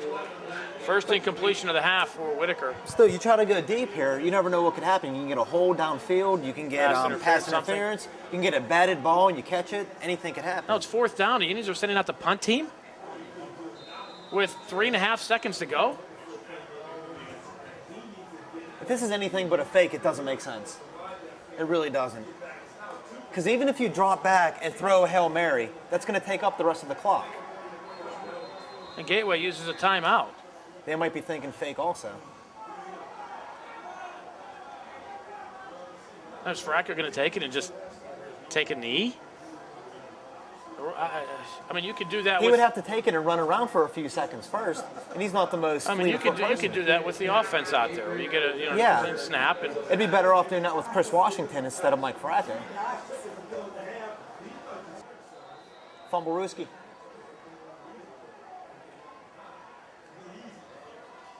Gateway has nobody back.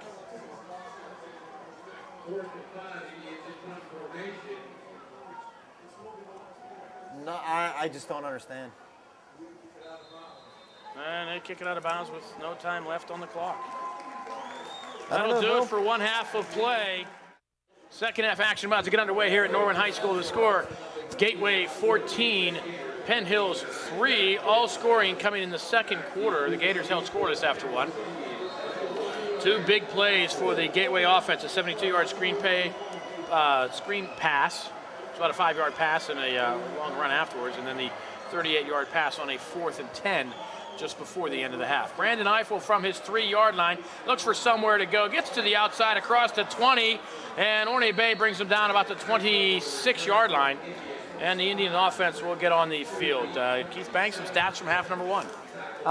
Offense, there's not really many stats to talk about right now for Penn Hills. Whitaker, 4 for 4 for 47 yards, 5 rushes for 10 yards. Eiffel, 1 catch, 10 yards. Chris Washington, a big gainer, big rusher, 8 rushes for 49 yards. As far as the defense looked pretty good. Very lopsided Gateway attack. 164 passing yards with only 12 rushing yards. Walter Moultrie also with a couple of nice catches in half number 1. Whitaker fakes the end around and just do the simple dive play out close to the 30-yard line. I left Moultrie out there. Moultrie, 2 catches for 38 yards. Paschal will get to the 30 for pickup, we'll call it 4. It'll be 2nd down and 6. Some halftime scores from around the league. North Hills over North Allegheny 7-3. The winner of this game gets the winner of that one. In the other bracket, Woodland Hills 22, Pittsburgh Central Catholic 3. No surprise on that score. Bethel Park 26, Shaler 7 at the half.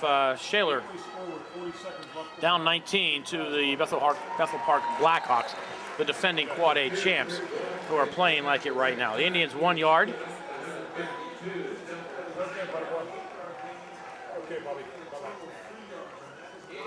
What was that? Was that Chris again?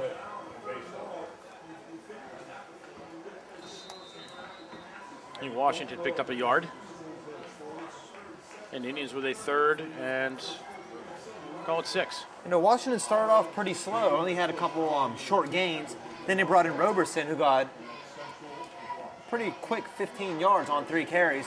Then after that, Washington really stepped it up.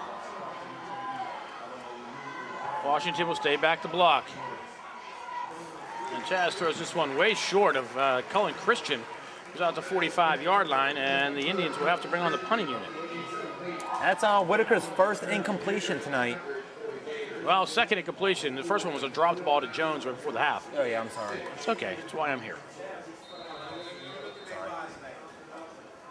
But no, that one was actually incomplete. That was the first one should not have been incomplete.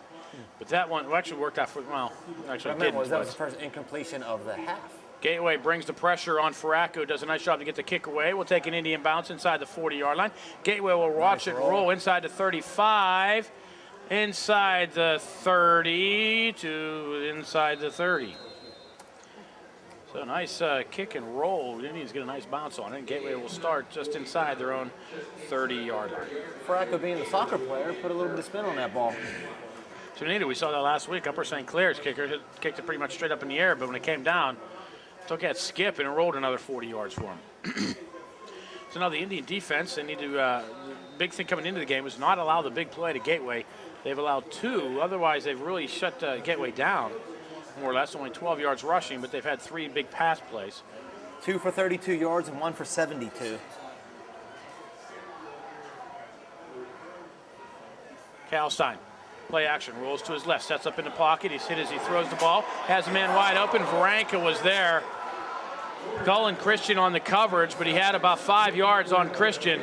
But the pass will come incomplete. Kalstein was feeling the pressure from behind. You know, for as much as Gateway's dropping back the pass, the Indian defense isn't getting there. He's having really good protection back there. They're coming close at times, but they're just not quick enough. That line's playing really good for Gateway. They've yet to sack Kalstein, I do believe.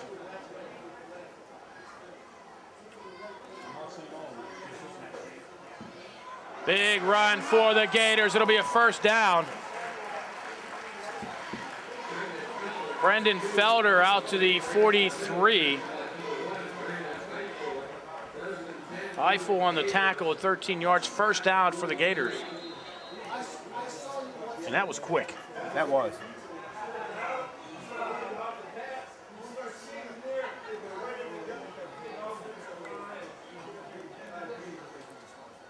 Eiffel's first tackle of the night. By this time last week, I think he had 6 already. Aaron got in there quick. He almost beat the snap back. Yeah, he did.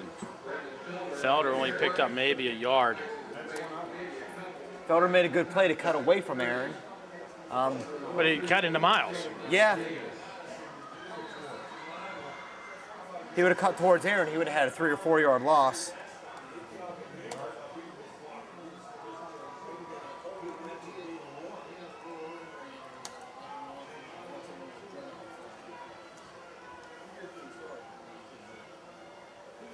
Felder again.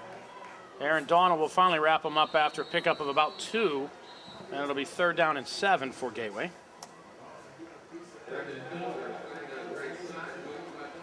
haven't really seen any of Marquise Jones or Sean Brisker tonight for Gateway.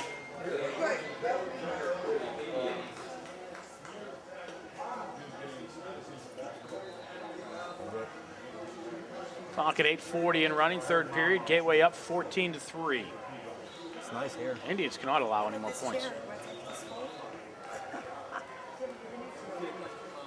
Mrs. Peterman's trying to donate a chair to me. That's awfully nice of her. She's very thoughtful. She is. Pressure on Kalstein, hit as he throws, but he gets the pass away. Christian unable to make the tackle. Eiffel unable to make the tackle. And away for a touchdown goes Armstead Williams. 54 yards. Wow.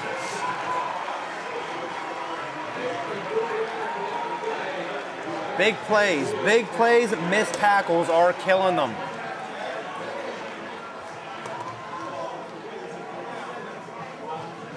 Gateway jumps to a 20-3 lead.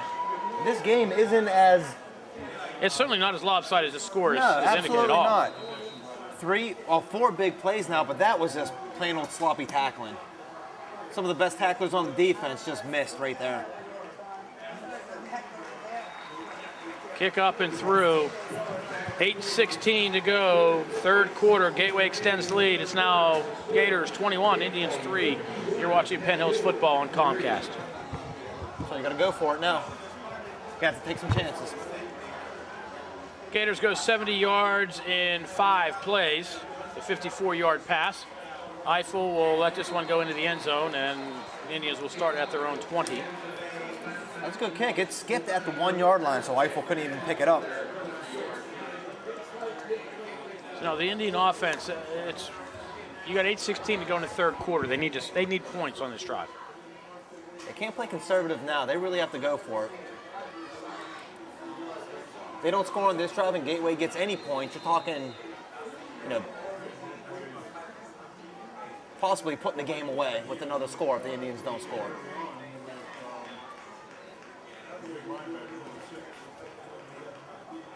They got Roberson in the backfield now.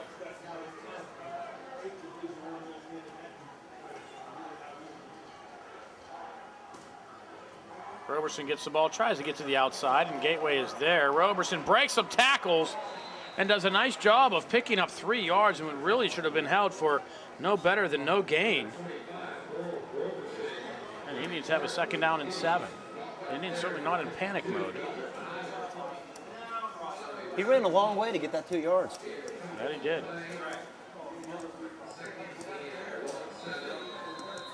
I'm sorry, 3 yards.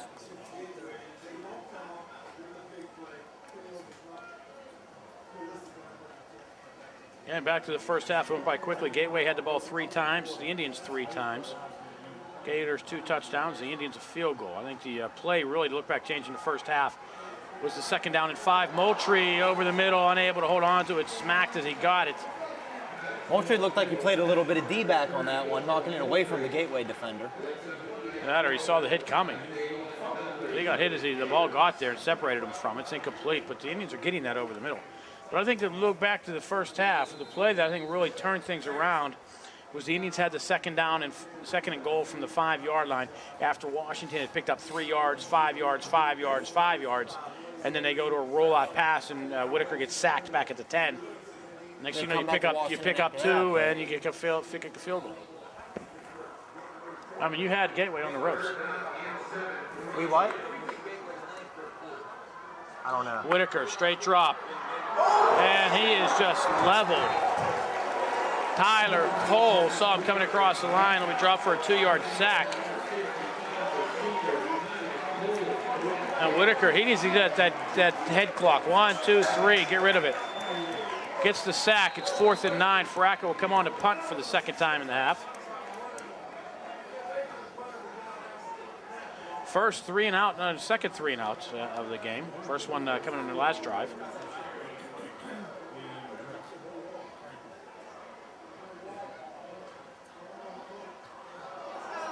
And the Indians will get a 1st down on this one as Faraka is hit. Is that going to be a 5 or a 15? They give him the 5. That should be, I mean, they rolled right in and went down.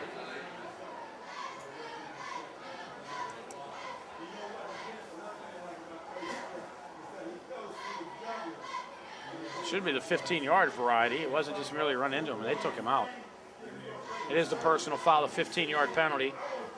So the Indians do not go 3 and out. They do get a break. But Faraka, it does take a long time to get that ball out of there. He does. But it's that soccer-style kicker. When he has time, he can really boot one, but since he takes so long to get the ball out, he's often rushed. People, they see that in the films. Now, the Indians need to take advantage of this gift from Gateway.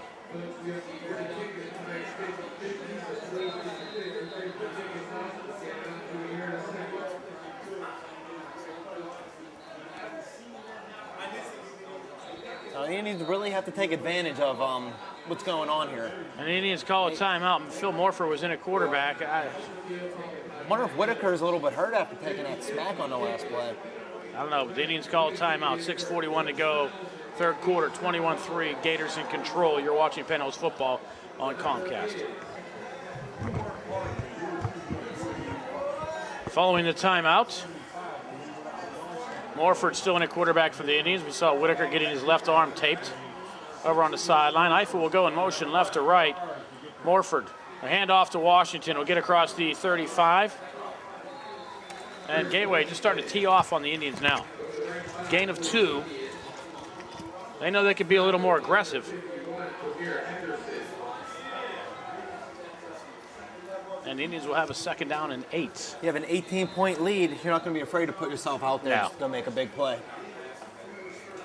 Indians score here. He's still got an 11-point game.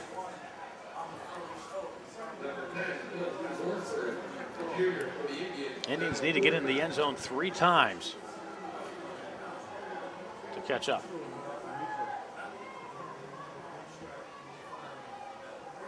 Morford will throw underneath, has the pass complete. Kaiser close to the 40-yard line. We'll get to the 39. We'll give him the 40, make it a 2-yard reception. I think it was Lehman's first catch of the year and Yes, it Morford's is. first pass of the year, or first completion. No, Phil's thrown before. Yeah, he had a couple completions already. I think he got in there against North Allegheny, had a few completions. It's 3rd and 6 now for the Indians. Ray Harris and Cullen Christian to the right. Jones in the slot to Morford's right. Eiffel, single receiver this way. Washington alone setback behind Morford. And Phil, straight drop, 2 steps, looks, throws, has Eiffel! It'll be a first down for the Indians at the 45-yard line. 15 yards, Morford to Eiffel. And the Indians get a first down. You know, that was a nice stick by Nunley, too, because if he doesn't make that tackle, Eiffel's gone. running. He's gone. Still running. That's a good job hitting Eiffel quick.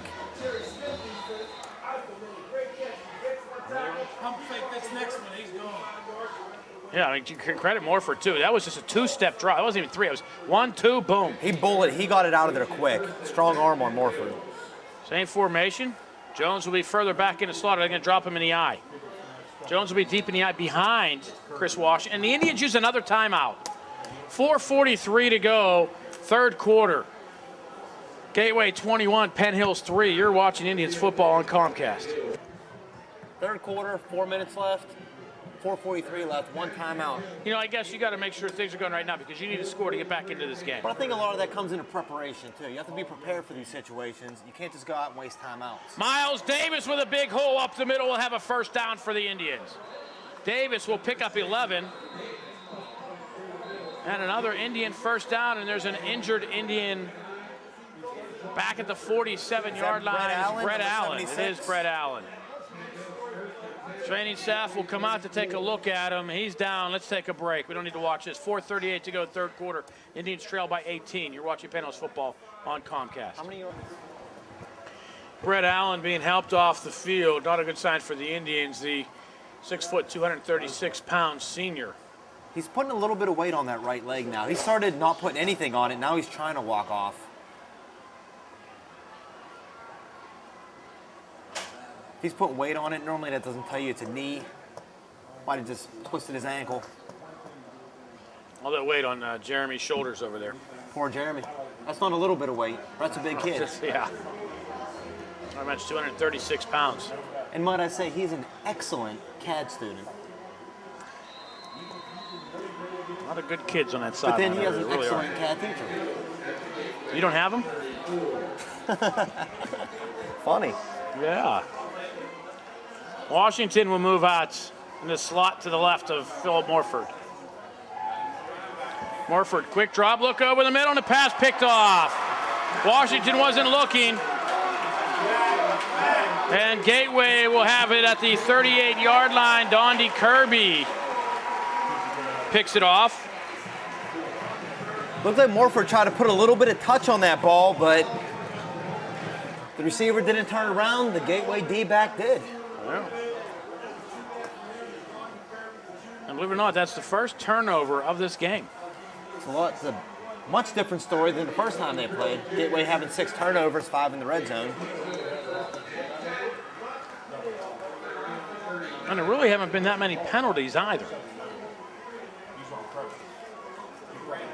No, up to this point, Penn Hills 25 yards of penalties, Gateway only 10. Kalstein will throw. Indians getting no rush on it, throwing deep. It was intended for Varenka. Eiffel in the coverage with Ray Harris. Pass incomplete. The Gators looking to try to pour it on here. Because they know they get in the end zone again, I mean, this game will be over. For all intents and purposes. But the Indians need to get into that backfield. Penalty flag back at the 33-yard line. If it's a holding call, I think the Indians, you march them back.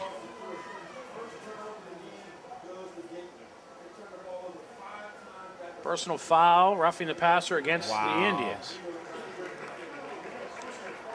Personal foul against Gateway. So it remains first down.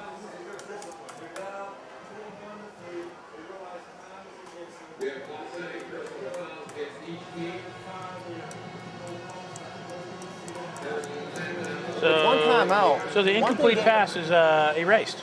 Nice. You know, with one timeout remaining for the Indians, Gateway could really run this ball an awful lot. Take a lot of that clock out because Penn Hills isn't going to call a timeout. No, they're not. They can really run a lot of this clock down. And I think they figured it out there. Miles Davis and Key Paschal will drop Felder for no gain.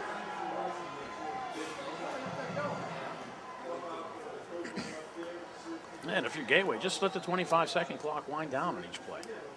I mean, that's a smart thing to do, really. Either force Penn Hills to use the timeout at some point, or Penn Hills another just use timeout up to as use. much clock as you can and play the time game.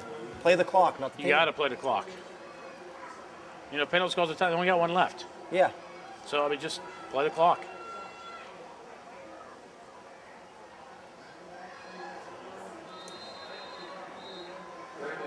Again, Paschal on the tackle. Again, Felder on the carry, but this time for a yard. And it's 3rd down and 9. And Mike Gateway Jackson keeps the limping a little clock. bit back there. Wonder if that ankle's starting to flare up a little.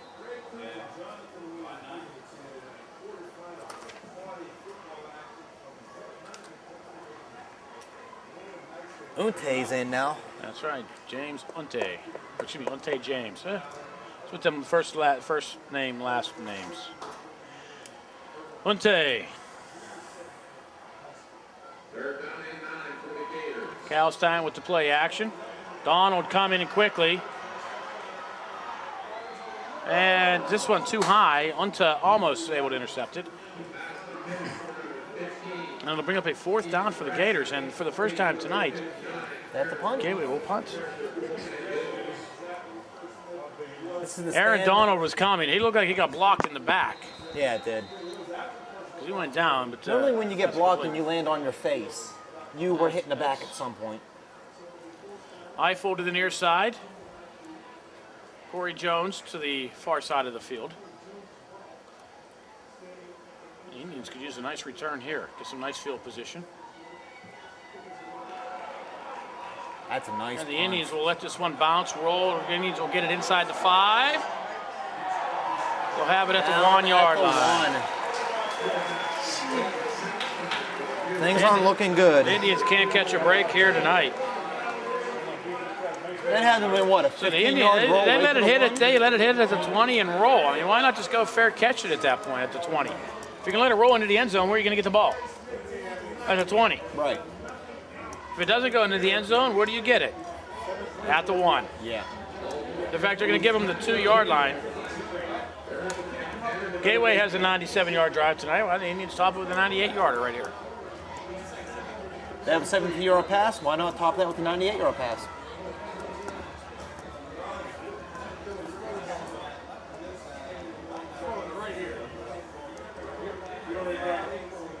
Thomas Jefferson with a 14-0 lead over Franklin Regional. Last time Thomas Jefferson lost WPIAL game was like 3 years ago against Franklin Regional. So Whitaker out to the 6 yard line for a pickup of 4. A lot of 4 yard runs tonight for Whitaker. Yeah. It looks like that arm's feeling a little bit better. I'm anxious to see if he's going to drop back and throw with that bandage on his arm.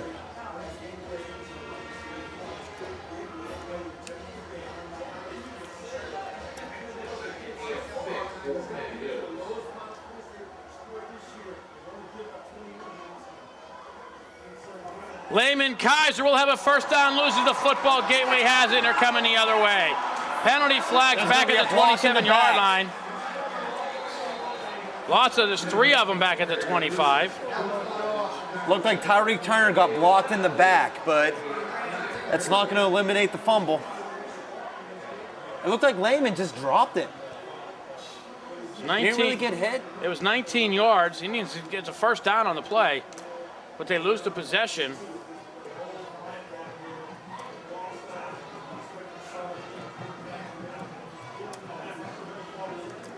There's a flag at the 22, 2 flags at the 28.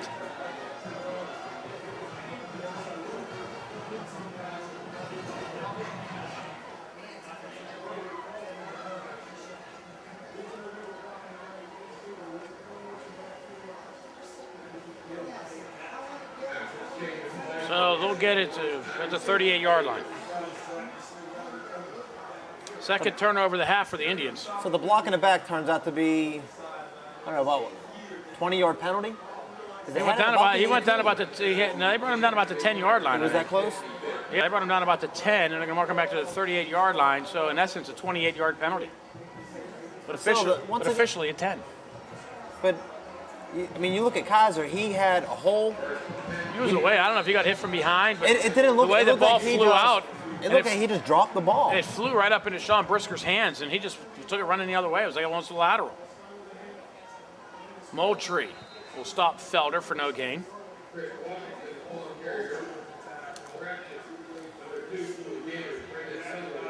know, even if you're Gateway at this point, you run a couple of plays, you bring it into the fourth quarter. Even if you walk away with no points here, you're in the fourth quarter with 18-point lead. 18-point lead in the fourth quarter. That's pretty solid. That's big. Indian defense needs to play takeaway here. Gateway with no turnovers tonight. The Indians with 2.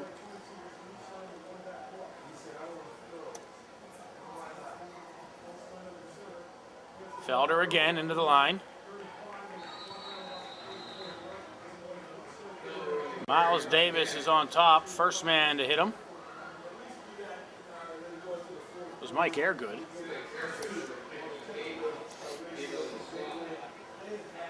Felder picks up 3. It'll be 3rd and 7. Gateway will have to run another play. One more play, and If they run it here, that'll kill it. Put it into the fourth quarter. Yeah.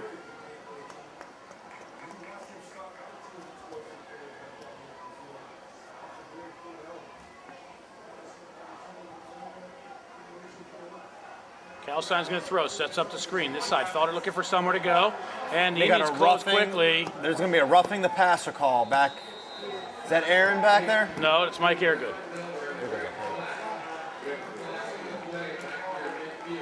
Oh, that is Aaron. You know, he put pressure on the quarterback. He got him. He wrapped him up, but he drove him back about 5 yards and just fell on him. Really just put all of his weight onto the quarterback. Just not a smart play. I think that's a frustration penalty there. Sorry, the way that 9 was bunched up there on his chest, it looked like an 8. So my apologies to Airgood. So the 15-yard penalties. The completion was held for no gain. In fact, it even went for a loss of a yard. So that could be 4th and 7 right now. Should be 4th and 8. But it's a first down at the 19-yard line, and we'll do it for quarter number 4. Gateway will let the clock wind down, and it does. After 3, Gateway 21, Penn Hills 3. You're watching Indians football on Comcast.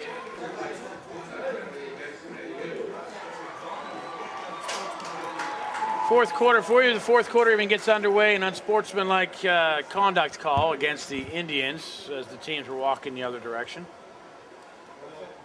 So that's a back-to-back 15-yard penalties.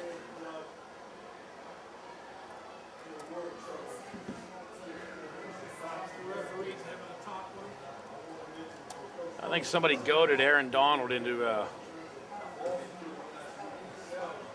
I didn't see any pushing and shoving, but we can't hear what they're saying down there.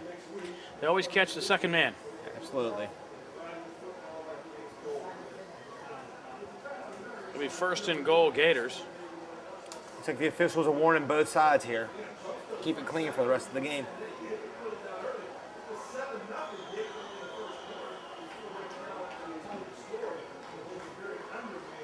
Once again, Gateway has a very lopsided attack tonight. 218 passing yards to only 32 rushing yards.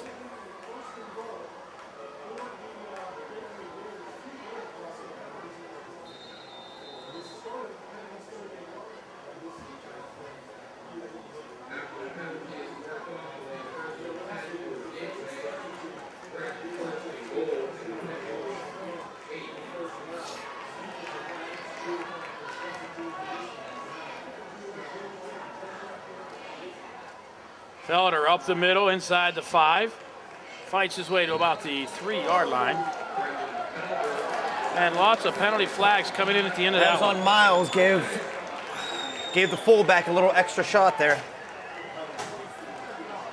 Indians are just getting frustrated now. Yeah, the official's quick with the flag. Yeah, Miles got him pretty good.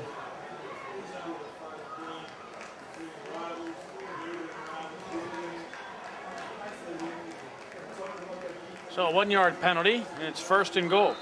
Yeah, to a frustrated team and a frustrated, proud defense like the Indians have, it doesn't take much to kind of get them upset. And with this kind of lead, they're going to retaliate. Felder goes into the end zone for the touchdown.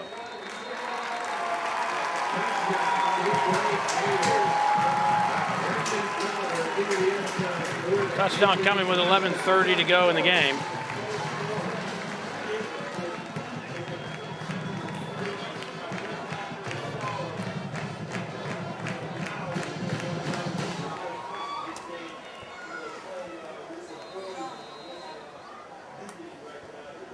We're now 27-3. Gateway to try the point after. And it's 28-3.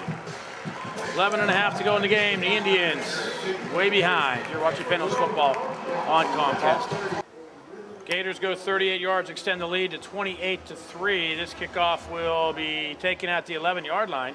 Eiffel looking for somewhere to go. Sees a lot of black in front of him and goes down at the 11. You know, Eiffel trying to make a play on that and run it back. I don't blame him, but it looks like he could have let that ball just bounce out of bounds. Yeah, taking it at the and we could have had it to penalty 35. flag up at the 48-yard line. All I see over there is Indians.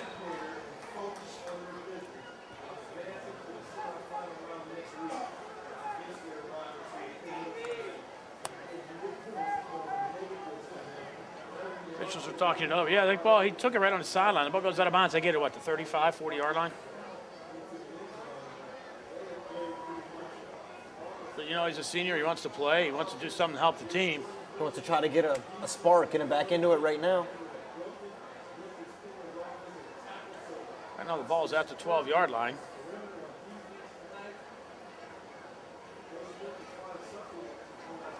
Personal foul against the Indians. It's going to march him half the distance.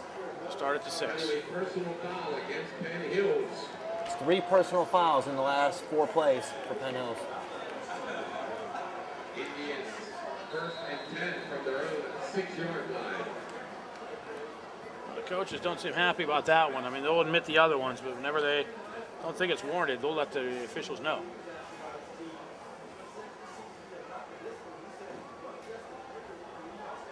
Whitaker, quick throw, right side, Eiffel, and no gain. I mean, if you're going to do that, you need to have a couple of guys in front blocking. You need to give Eiffel some protection there and don't let him just get smacked around. He got hit by 2 Gateway times. By the time the ball gets there, Gateway's going to get there. Yeah, 2 Gators hit him. Second down and 9 for Penn Hills.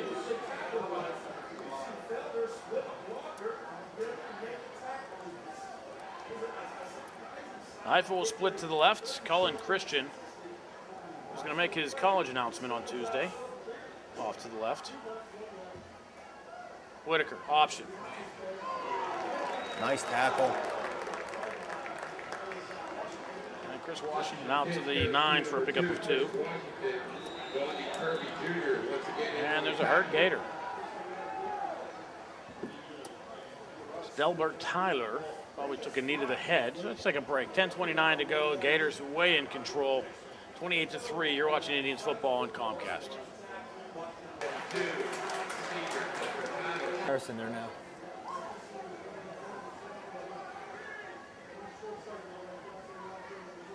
Whitaker, straight drop. Looks to his left, rolls that way, and throws this one away. Heads up play by Whitaker, especially running for his life in the end zone. Penn Hills Indians actually got lucky on that play because when Whitaker was in the end zone, there was a little bit of a hold.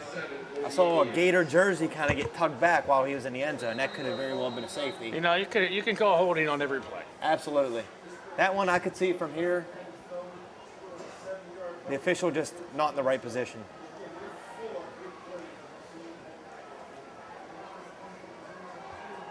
Our figures at this point, what's the point? Bracco, nice kick, fair catch called for at the 38-yard line.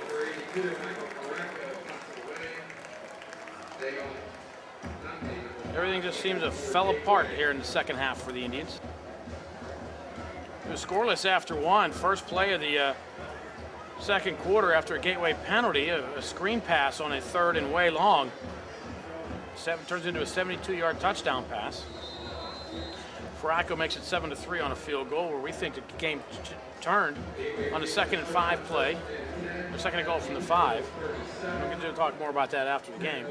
And then a 38-yard pass on a 4th down play right before the half expires, put Gateway up 14-3. And then 2 touchdowns here in the second half. Gateway up 28-3 and looking for more.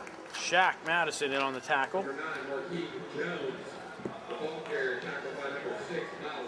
That's Marquis Jones. Miles Davis still in for the Indians. Interesting to see if Aaron Donald's out there.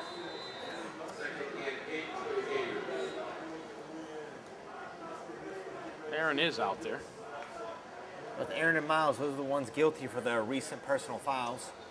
Don't know who it was on the kickoff. But Aaron did have 2 in 2 plays, and the very next play, Miles had one.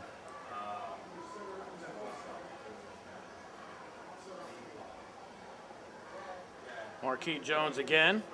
Gets by Aaron Donald and finally wraps him up.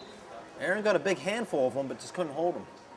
So bring up a 3rd and about 6.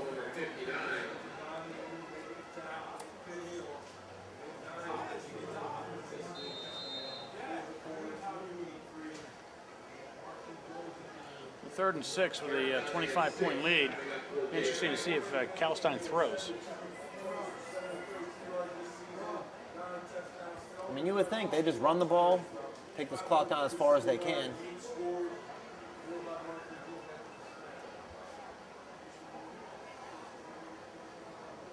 Marquis Jones on the toss this way.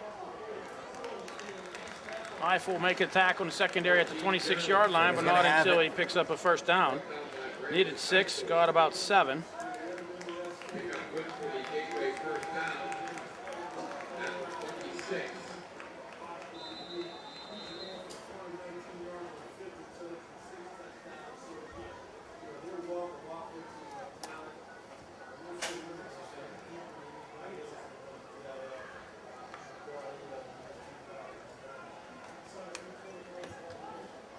Clock approaching 8 minutes and running.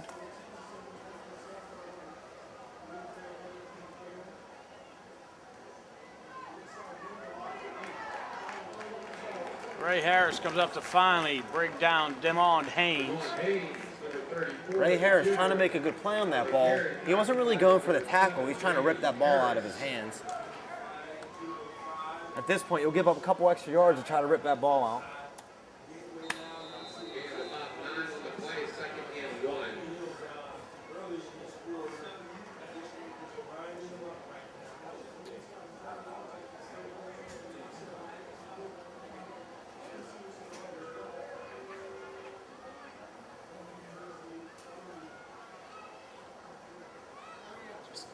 Marquis Jones, toss, right side, cuts it back up and in. Touchdown, Gateway.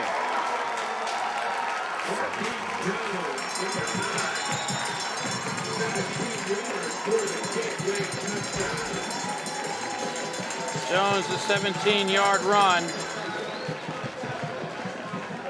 Extends the Gators' lead with 7:10 to go. 5 plays, 38 yards following the Indian punt. You know, Bill, even at halftime, this was a ball game. It was a close game. Anyone could have taken it. And Gateway made the adjustments. They came out flying in the second half, and Penn Hills, they couldn't keep up. 7:10 to go, 4th quarter. Gateway 35, Penn Hills 3. You're watching Indians football on Comcast. Be mentioned on the air.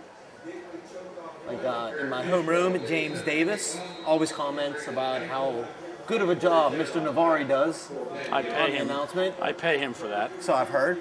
And he says, I'm doing okay. You're doing just swell. I'm doing swell. And we kind of threw you in at it. Corey Jones with the return out to the 17. For those of you that don't know the story, I just came up to the press box one night, and Bill here just clipped the mic onto my tie and said, we're going to put you on the air. I almost vomited. I didn't know what to think.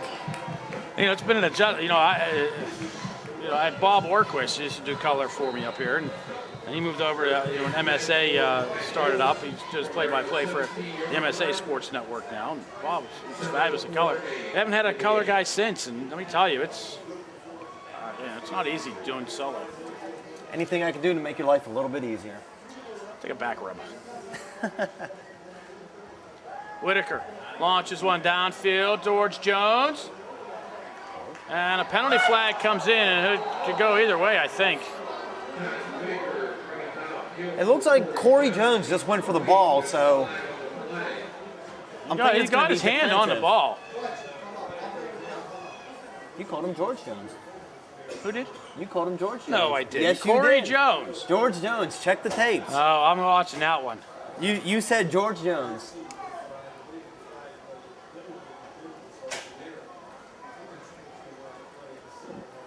Just remember, about 7 minutes left in the fourth quarter when you check that one. No, that's Corey Jones.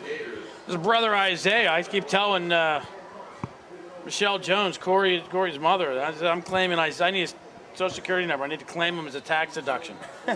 He's like another one of my kids. You didn't make the mistake of taking the Cece's Pizza again, did you?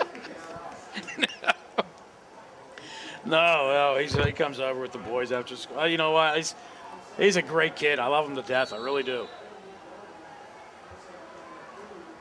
Paschal out to the 37-yard line for a pickup of 5. Watching the clock at 6:37. So the Indians can go down and score. Something can take a lot of time.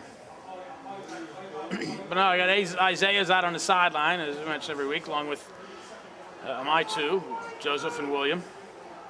Whitaker to throw. Pass. Eiffel over the middle at the 50-yard line. First down, almost breaks a tackle. Gets across the 45 to the 42-yard line. 20-yard pickup for Eiffel. And an Indian first down. Indians playing for pride right now. Trailed by 32. But we got him out there working with the boys, and Willie's thankful for the help out there on the water brigade. Isaiah helps a bit with the game balls as well. So Now, both young William and young Joe, they have a pretty cushy, nice, stress-free life. That's all going to change Thursday. That's right. I put up with Coach Banks and Coach DeVito. You know what, though? Here's the thing. Midget wrestling began. So the boys have been up at midget wrestling this week. So they're going to be a little prepared there for you. They better be. Now, who carried that? For a loss of 2. I always like when we get football players coming right from the football season. They say, I'm in good shape. I play football in the fall. I say, well, you're in football shape. Give me a month with you, then I'll put you in wrestling shape. There you go. Oh, they're learning. They said, Dad, we've been in football all year. Now, why are we sore? Wrestling's a different animal. Oh, that it is. And they have Phil Morford in a quarterback for the Indians. Rolls to his left and gets sacked. And we're going to play third down and long for the Indians. But I'll tell you, they got some great coaches up the midget program. Coach Bay. John Bay, Justin Perkins, Jeff Lippert. Does Coach Washington still work with the midgets? Yes. Well, he's up here. Joe Washington. I guess Yes. Joe's up in the. He's wrestling up to varsity now, right? Yes, he is. What a wrestler he is. Oh, too. amazing, flawless. But he is. Amazing kid. He's there at junior wrestling as well. He's working out with Joe. I mean, Joe and Joe and Joe Washington. They're too old. You got to be 12 or below. Right. But they're still up there working. Coaches are still working out with them. Let them come up there. Morford throwing towards Jones and a pass picked off. Brian Jones looking for somewhere to go. Still on his feet, and Indians just trying to strip the ball. Morford's first interception of the game, or the season as well. Second, excuse me. And Gateway has it at the 41-yard line. But anyway, my Joe and Joe Washington are up there working on with the midget kids, but they have them, separate. They're, they're up in the field house, up at the old locker room. They're on the one side in there. But Joe Washington actually is coaching Joe, and Zach DeLuca. Zach's still 12. So Zach can still wrestle. I don't know if he's going to wrestle with the midgets, but it's Joe, and Zach, and sometimes Tucker Curran also comes up here and works out. We have some great young wrestlers in the program. We really do. We always have a couple really good ones coming through. Phenomenal. Now the Indians get another personal foul call. This one's going to go against Miles. They just throwing people out of bounds. He was about 5 yards out of bounds there.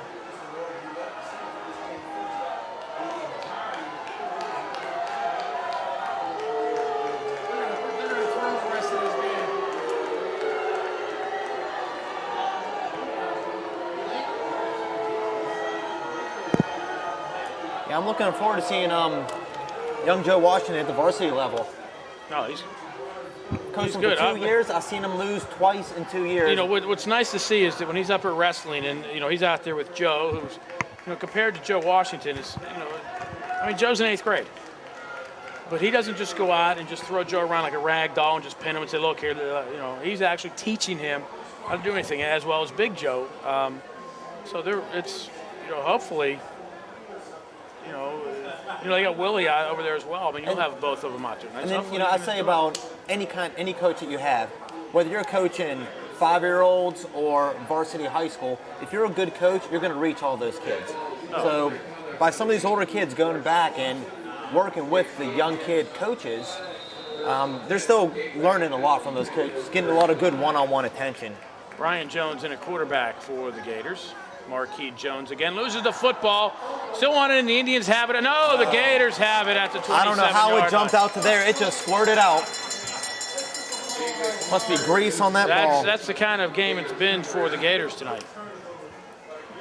3 Indians fell on the ball and just kind of squirted out like a wet banana. Out. I feel like you squirt a banana out of its peel in the cartoons, and there it came. Good sound effect. Can we get a soundboard out here? I think we already have a soundboard. Yeah, we have Bob. His name is Bob. I think Robin's going to start throwing in some sounds here. Marquis Jones again looking to get to the outside, and the Indians will close. Joe Cerro will wrap him up for a short gain. We'll be looking at a 3rd and short with the clock rolling under 3 minutes. Yeah, I'm looking for. When's the first match?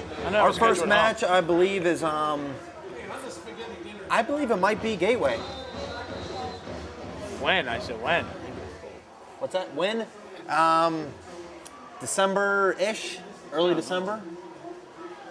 Say around December 12th. Give me 1 second. I can pull it up here. There's a Kiski tournament Thanksgiving weekend. I don't think we have the Kiski tournament. No, that's something some young wrestlers should really get some mat time to go out and do. December 16th, Riverview at the high school, 6 p.m. Come by the high school, 6 o'clock p.m.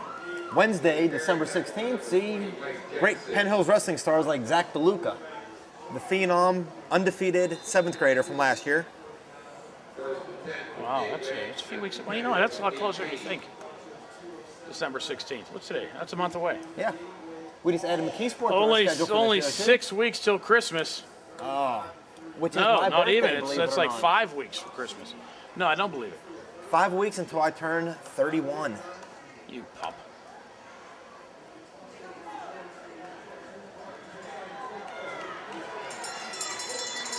Down to the 10-yard line go the Gators. It'll be a 1st and goal. Or it'll be second and no, it'll be 2nd and 1. Bill, my birthday being on Christmas, there's a lot of famous people that have been born on Christmas. I got a card one year, and it listed all the famous people born on my birthday. Jesus was not on that card. What's that? He was not on that card. It is named Christmas.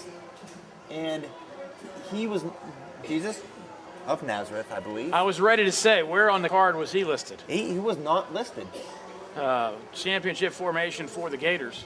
With 1:02 to go, They're not going to try to run it up here. Shows a little bit of class. I didn't mean it like that. So that'll, we're going to wind under a minute. They may even take another knee, but, we're going to wrap it up. We're scoreless after one. The Gators on a 3rd and long get a 72-yard screen pass for a touchdown. The Indians march right down the field. They have a 2nd and goal from the 5-yard line. Chris Washington ran for 13, 5, 5, and 5 on 4 straight plays. And what do? Try a rollout pass. Chaz gets sacked back at the 10-yard line on 3rd down. Chris Washington again, but this time for 2. They go for the field goal. They get it 7-3. And on a 4th down and long for Gateway, who had they had a fumble which lost 21 yards, but there was a personal foul call attached to it, which made it only a 6-yard loss. So Gateway was able to manage to get a 1st down on a drive on a 32-yard pass on 3rd and long, and that's set up on a 4th down and 10 play with a minute to go in the half, a 38-yard pass, and Gateway went up 14-3. In the second half, it just fell apart for the Indians. Gateway's first possession, 54-yard pass by the Gators. It's up 21-3. Then a couple of turnovers by the Indians. Gateway turns one into a 1-yard run. It's 28-3, and then they had another one late, up 35-3. So the Indians game really not as bless you, not as bad as what the score would indicate, but nonetheless, the Gateway Gators move on to take on either North Allegheny or North Hills next week. Oh, good season for Penn Hills. Not so much of a good ending. This was a ball game, until the second half. It really was. If you remember at the half, Penn Hills got the ball back. They started the half with the ball. Right before halftime, though, they had it at the 50-yard line. Now, with 3.5 seconds left at the 50-yard line, 4th and what seemed like a mile. Hey, it could have been whatever, but there's 3 seconds to go. They could have done a lot of different things. They punted it away. Now, the way they started out this game, you would think they'd take more chances. They started off with a surprise onside. You think maybe they're going to take some shots during this game. But to close out the half, 3.5 seconds left, they just pretty much concede that. You don't know what could happen if you just launched the ball down there, but they were happy with trying to punt it away. Well, and it all fell apart after that. But the Indians will drop to 5-6 on the season, the first time since 1997 that the Indians have had a losing season. Wow. That season they went 2-8.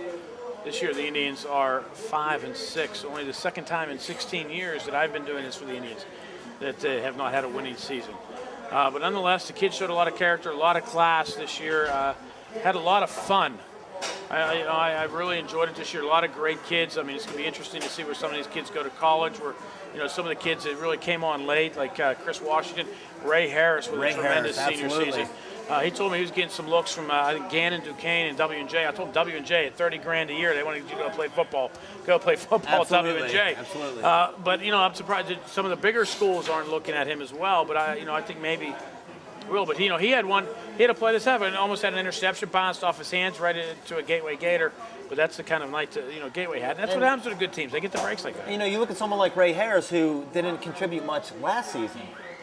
He was in there just on certain plays last year, but didn't have stats last season. This year, he really came up big for his senior year. That's a lot of the reason he didn't get a lot of Division I looks. But, I mean, he had a great season this year.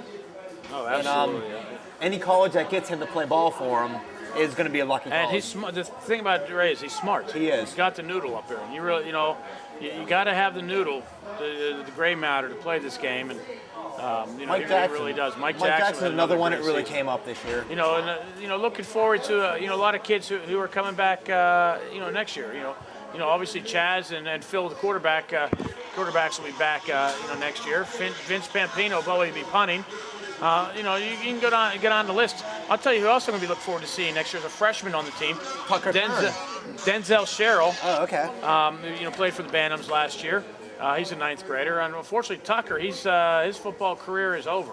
It is. Yes, it is. I talked to him the other night. He had got a bad concussion this year, and doctor said if he got another concussion like that, he would be done with all sports. Okay. So Tucker says he's going to concentrate on wrestling. Aaron Bailey, he's coming back. Sean Sharkey's coming back. We have Terrell Roberson coming Layman back. Kaiser's coming back. You got the Hesters are coming. Got Tariq Hester coming back. Tariq Hester's only in 9th grade. He's a big, strong kid too. We had him in wrestling last year. No, absolutely. I mean, you can go right down the list. Brandon Ames will be back next year. Trey, like I said, both Hesters will be back. Taylor Adams is graduating. Tyler Swatchick on the line. He'll be back next year. You can just read it. Shaq Madison, big Shaq Madison will be back next year. He might be even getting bigger. That's something to say. Eric Vincent will be back. There's a lot of names back here to be excited for next year, and a lot of kids coming up from the 9th grade team. Absolutely. So, you never know. And it was a really fun season personally for me because I had a lot of seniors in my class on this team. One class of 4 seniors with Brett Allen, Taylor Adams, Brandon Ames, and Mike Jackson. 10th period class, we had a lot of fun just talking about the games and really grown up, mature kids that can talk about the game in a mature fashion. And I'm definitely going to miss that over the next remaining of their senior year. But it's just a great group of seniors we're going to be saying goodbye to this year. That it is. Miss them already. And I hope Brett Allen's okay. We can see him out there on crutches right now. No, he's talking to Dr. Great player, Ruggles. great kid. He's already getting things ready to get him all fixed up. But that'll do it for the 2009 football season. Hopefully, we're already starting to look forward to the 2010 season. But we'll have to just wrap this one up here. Keith, thanks for coming on and joining us here late in the season. Thanks for throwing a mic on me. Hopefully, you can do it again next year. We'll do a lot better. Jonathan for all the camera shots on the field. Our producer, Bob Godfrey. John Peterman, the athletic director, for all his help this season. And Larry Mascara at the Penn Hills Sports Shop. Got to make sure we thank Larry. He's the one that supplies us with the shirts you see during all the apparel Nice. that I wear in the coach's corner. By Larry, donated by the Penn Hills Sports Shop across from the police station. And when you grow out of it, I get it. Yeah. But big thanks go to the Penn Hills Indian football boosters who make this all possible.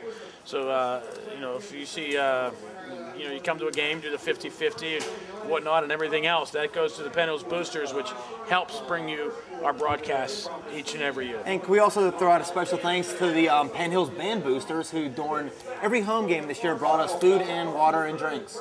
Hot dogs and pizza. They didn't have to do that, but they did, and we really appreciate that. Yeah, absolutely. Thank you. Do it again next year. Absolutely.